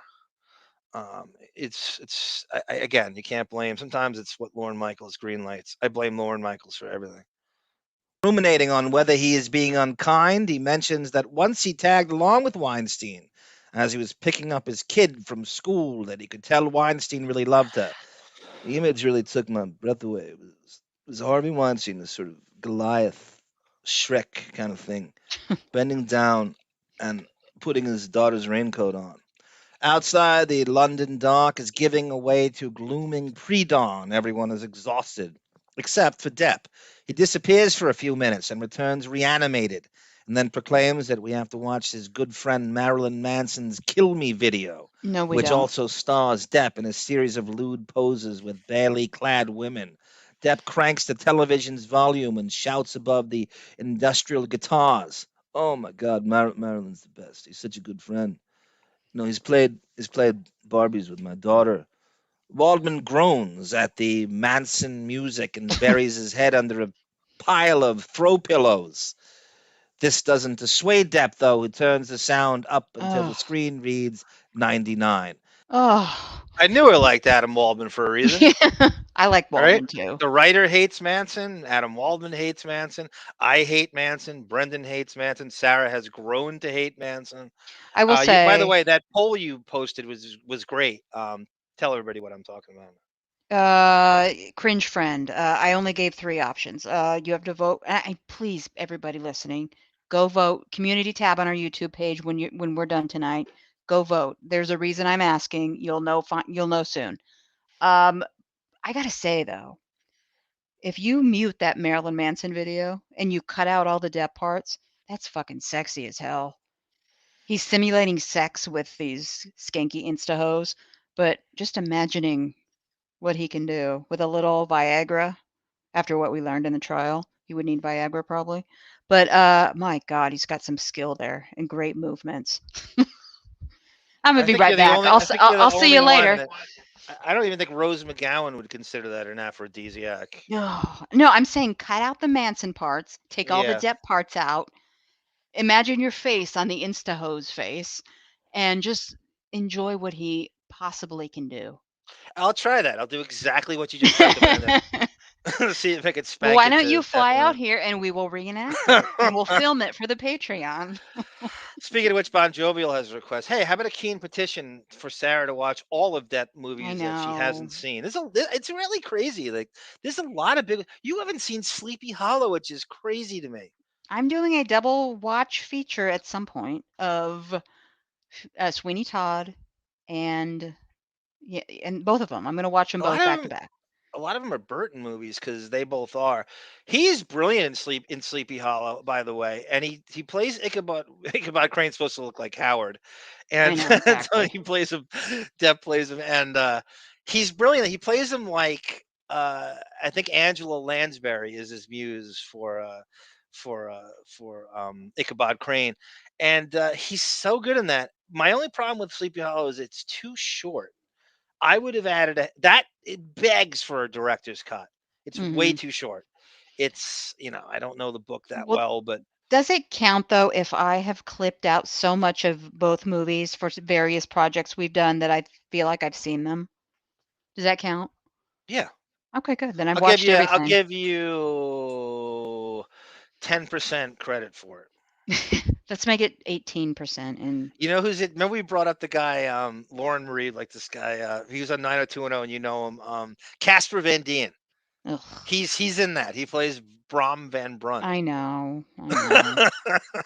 Maybe that's what's keeping me from it. I love Oh, he this. has a The great story, by the way. Casper Van Dien, because everything with me is open the Depp portal. So I saw an interview with Casper Van Dien on Kevin Pollak's podcast. So the first thing I do is I'm just skimming through it to see if he brings Depp up, and in fact, he does at the end. He mm, talks about Depp forcing cigarettes on him on the set of Sleepy Hollow, and he has to politely turn him down and I've over and seen. over. I love the Headless Horseman story. I love the. I love it. I don't know why I haven't seen. I have no excuse. I'm pitiful. David says, I have to watch Camille Object to Elaine 49 times in 29 minutes, like once a week. I can't get enough of it. Yeah, didn't you do an objection compilation? I've done a couple of them. I did one for the intro, and then I did one at the very end of the Brita Hoft Follies video. I I don't know who huffs and roll their eyes better, you or Camille Vasquez. Oh, I do absolutely. Oh, 'cause during Hers the is for trial, show. Hers is for show in front of the jury to send a message. Mine is just natural disdain for yeah, everything. hers is for show. You're right. She's like, oh, I Miss know. Heard, Miss Heard, Miss Yeah. Heard. Oh, oh. Jet lagged. I tell Depp I need to get some sleep now. He looks disappointed, but leads me down a dark corridor that twists and turns. In my sleep deprived haze, I think I might be about to be disappointed. Then a door opens and a giant man wearing surgical masks appear. I shout in fear, "What the fuck?" Depp laughs. That's just no, that's just one of my security guys. He's got the flu, and he'll make sure you get out there safely, okay? He says, and then gives me a half hug. We'll just talk injustice tomorrow. So it's funny, they don't even really get to what he wants to get to.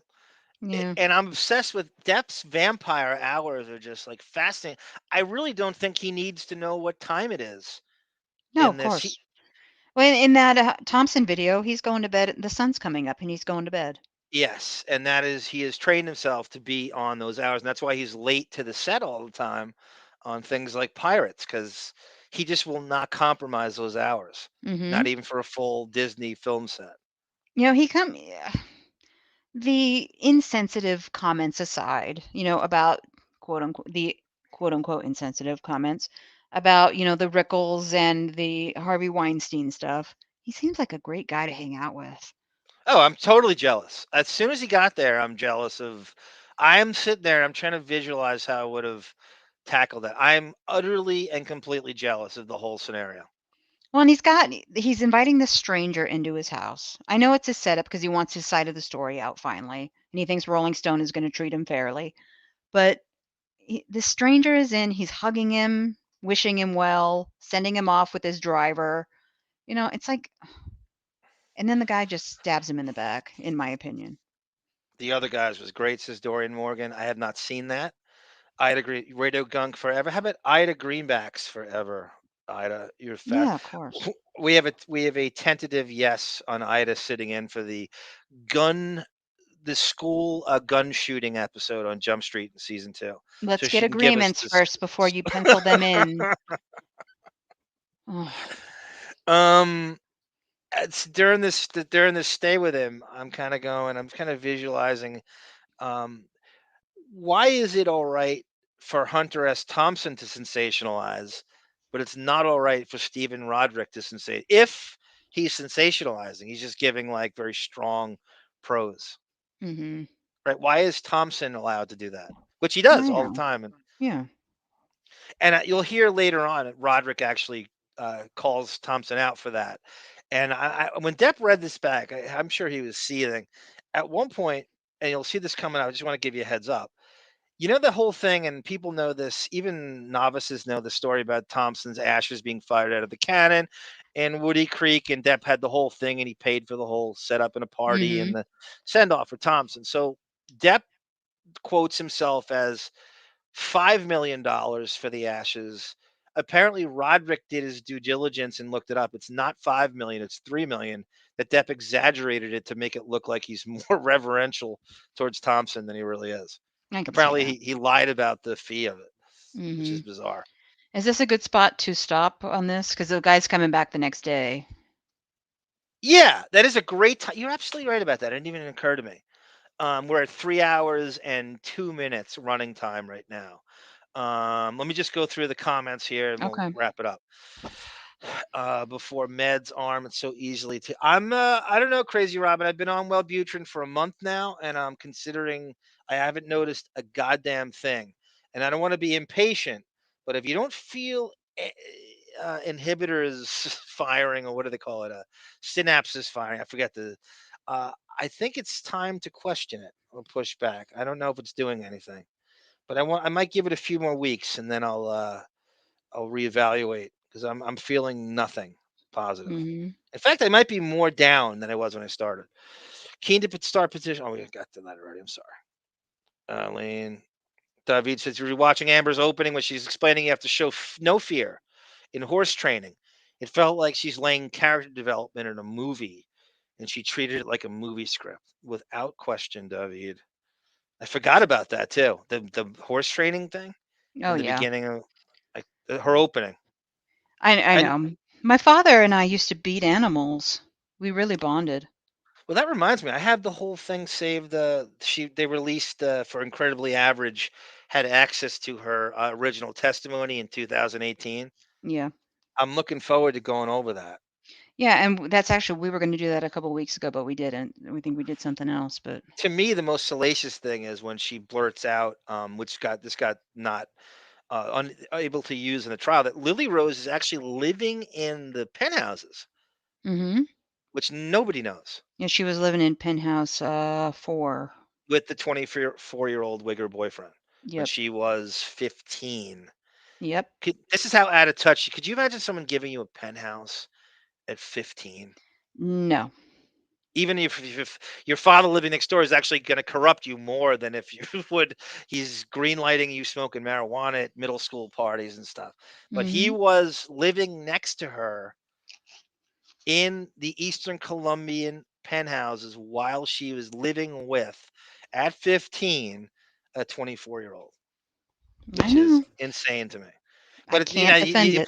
play the French card with that, right? So he's, oh well, It's and exactly. Yeah. that's because That's their Vanessa did it. culture. I know, That fucking Polanski culture. your stupid cult. The jury so through the jury so through creep and location of the trial mattered as well. Yeah, crazy Robin.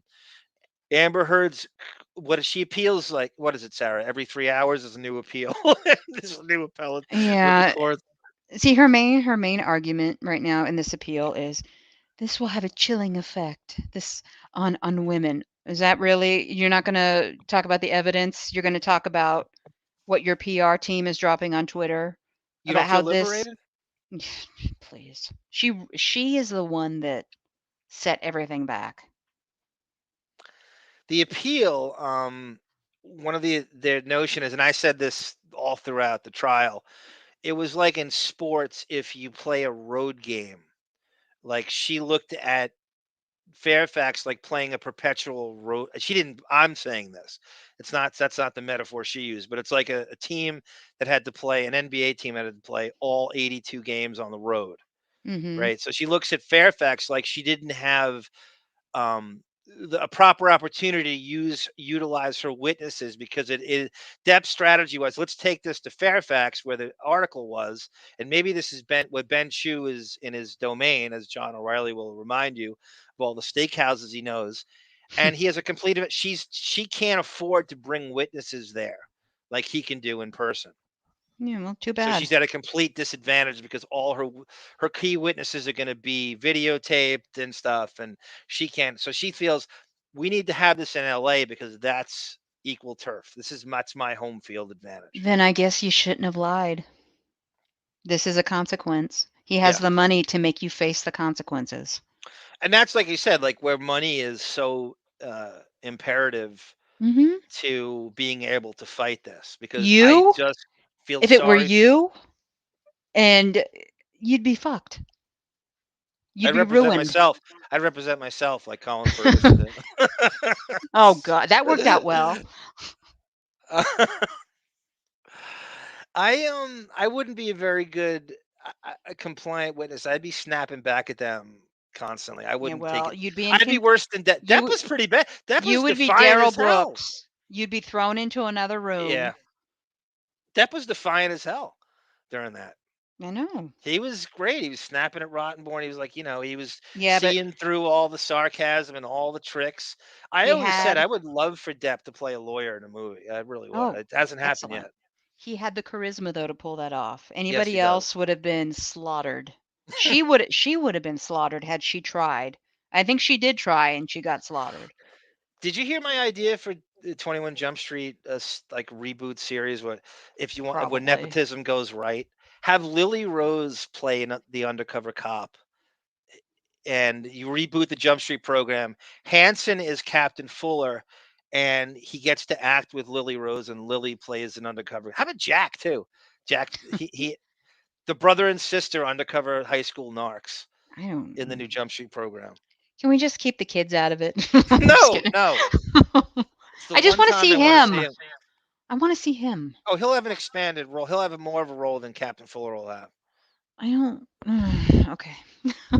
Whatever I can do to I, get I'm him. really, I'm really passionate about bringing Jump Street back, and not done in the way the movie did. Although I think the movie did a brilliant job making it comedic while still Eh. keeping the continuity and having a really serious Jump Street reboot on like a Netflix or something where you can curse and you can do all this crazy stuff, and to really, really take on some of the modern day cases that are happening and David says expand. Jack plays Nadia, the exchange student. David sat in on that episode. That's such a great memory he has. We'll call him Nadia, Nadio. Nadia the Pollock. Yeah. You could see, okay, Crazy Robin goes, you kind of see behind the scenes, you can see Burton drawing sketches. They actually built and recreated the entire Dutch town. Yes, she's absolutely right. And I Sleepy Hollow, know. I you're right. know. She's dead on with everything she says. Depp's kind of does his own stunts. He's wonderful in it. He plays like a foppish, estrogen laced, Ichabod Crane who has to kind of He plays a show hot Howard Stern. that's good. And he's so good in it. The voice he adapts for it and the movements and everything. He's brilliant. And again, the movie should have at least given a half hour more. It's way too short. Is there an actor that does a better accent than Depp? Well, I mean, Richard Roper. Remember the review I played for you that he got so tired of that goth exotic Yeah. accent Depp does that he was kind of like that's his default accent when he doesn't want to play himself. It's kind of an old English Brit sort of goth. I call it goth exotic Burton accent he goes to. But you Mhm. could see it like in Sleepy Hollow. You could see it in Sweeney Todd, and you could see it in the animated thing he did with Burton. God damn it. Jesus Christ. Again, this I'm playing the Wellbutrin. It's Well, the well it is almost midnight for you, so calm yourself down. You'll be Artie fine. Lang's new album title is the Wellbutrin talking. Corpse Um. Bride, Corpse Bride, Corpse Bride. Oh, okay. Well, Did you that's ever see that? I So it's like understand. that's his default accent for it. Yeah, I don't watch his animated crap. Anyway, what was I gonna say? I forget now. Did you know that the Sherlock Holmes thing, Sherlock Gnome? No, I don't watch the kiddie stuff. That's the Elton John connection. So he agreed to do a I know. voiceover for the 3D Sherlock Gnome movie, and that Elton John's the producer on it. And that's If how the you sponsorship happened with the. Since Roper came up, let's talk about Siskel and Ebert for a second. Quick second. If you ever want to watch maybe the most positive Siskel and Ebert review I've ever watched, watch their dual review of Ed Wood. I've never seen something so complimentary from them. In unison, it is amazing. And they're Did you right. s- did you see the review of Donnie Brasco? That's pretty good too. I haven't seen that one. Yeah, Richard Roper loves Depp. Richard Roper was one of the biggest defenders for Depp all through the years. He's also a big Howard defender. Richard Of Roper defended course. Howard during that time of the fucking fake FCC battle when he was Mhm. doing the First Amendment martyr shit. Then he Roper then he was. loses all credibility from I it. know. He didn't. Oh, I mean, we didn't see through it back then either. I I'm prefer talking Siskel '04. anyway. Oh, I love Roper. Roper's my favorite movie reviewer. Siskel's better. Ida Greenbacks, that's her stomping grounds. Chicago movie reviewers are the best. Like all those like big movie reviewer guys that make the jump to TV, they're all from Chicago. The Chicago Mhm. Tribune, all Siskel, Ebert, Roper, all of them are from Chicago. A serotonin, says Ida Greenbacks. Yes. That's the chemical I'm looking for. And Crazy Robin signs off. It's a serotonin. Yes, that's exactly right. I couldn't think of it Mhm. before. Mega Omega Pints. Jack, please. No. Omega God, there it pint. is. Anyway, I want to thank everybody for joining us. This is just part one. I'm sure this will be 3 parts. The next I don't time I'm know. going to bring in the interview that Stephen Rodrick does, where he talks about it a little bit. Mhm. That's just an addendum onto maybe the end of it. I don't know if I want to play it before. Maybe we should Play it play at it the before end. this. No, play it at the end. In the Get his post-game commentary. Do we have a name for the pre-segment before the for this? Because Weintraub bites the big one is Patreon. the I have an idea and I need to tell you, and I'll make something this weekend for the next okay. show. I want to thank everybody for your generous contributions and your brilliant comments in the chat. As always, I believe Radio Gunk is coming back for its last week before the new year. And we'll see what Monday. happens after that Monday. Thank you everybody for the donations. Much needed for us and so appreciated. Thank Yeah, you. David, we'll do Sweeney Todd over the break. Maybe I don't know. Jump Street. If we'll have a In the maybe new year. do it in between Jump Streets, or I We wouldn't can do mind doing 2 that in a soon weekend. too. It's not a big deal. Anyway, this is Arm for Sarah saying, "No time is a good time for goodbye." Moo! Moo! Moo! I'm a loser! Eh? Sit down. Stay where you are. For the first time, I choose to walk out on you.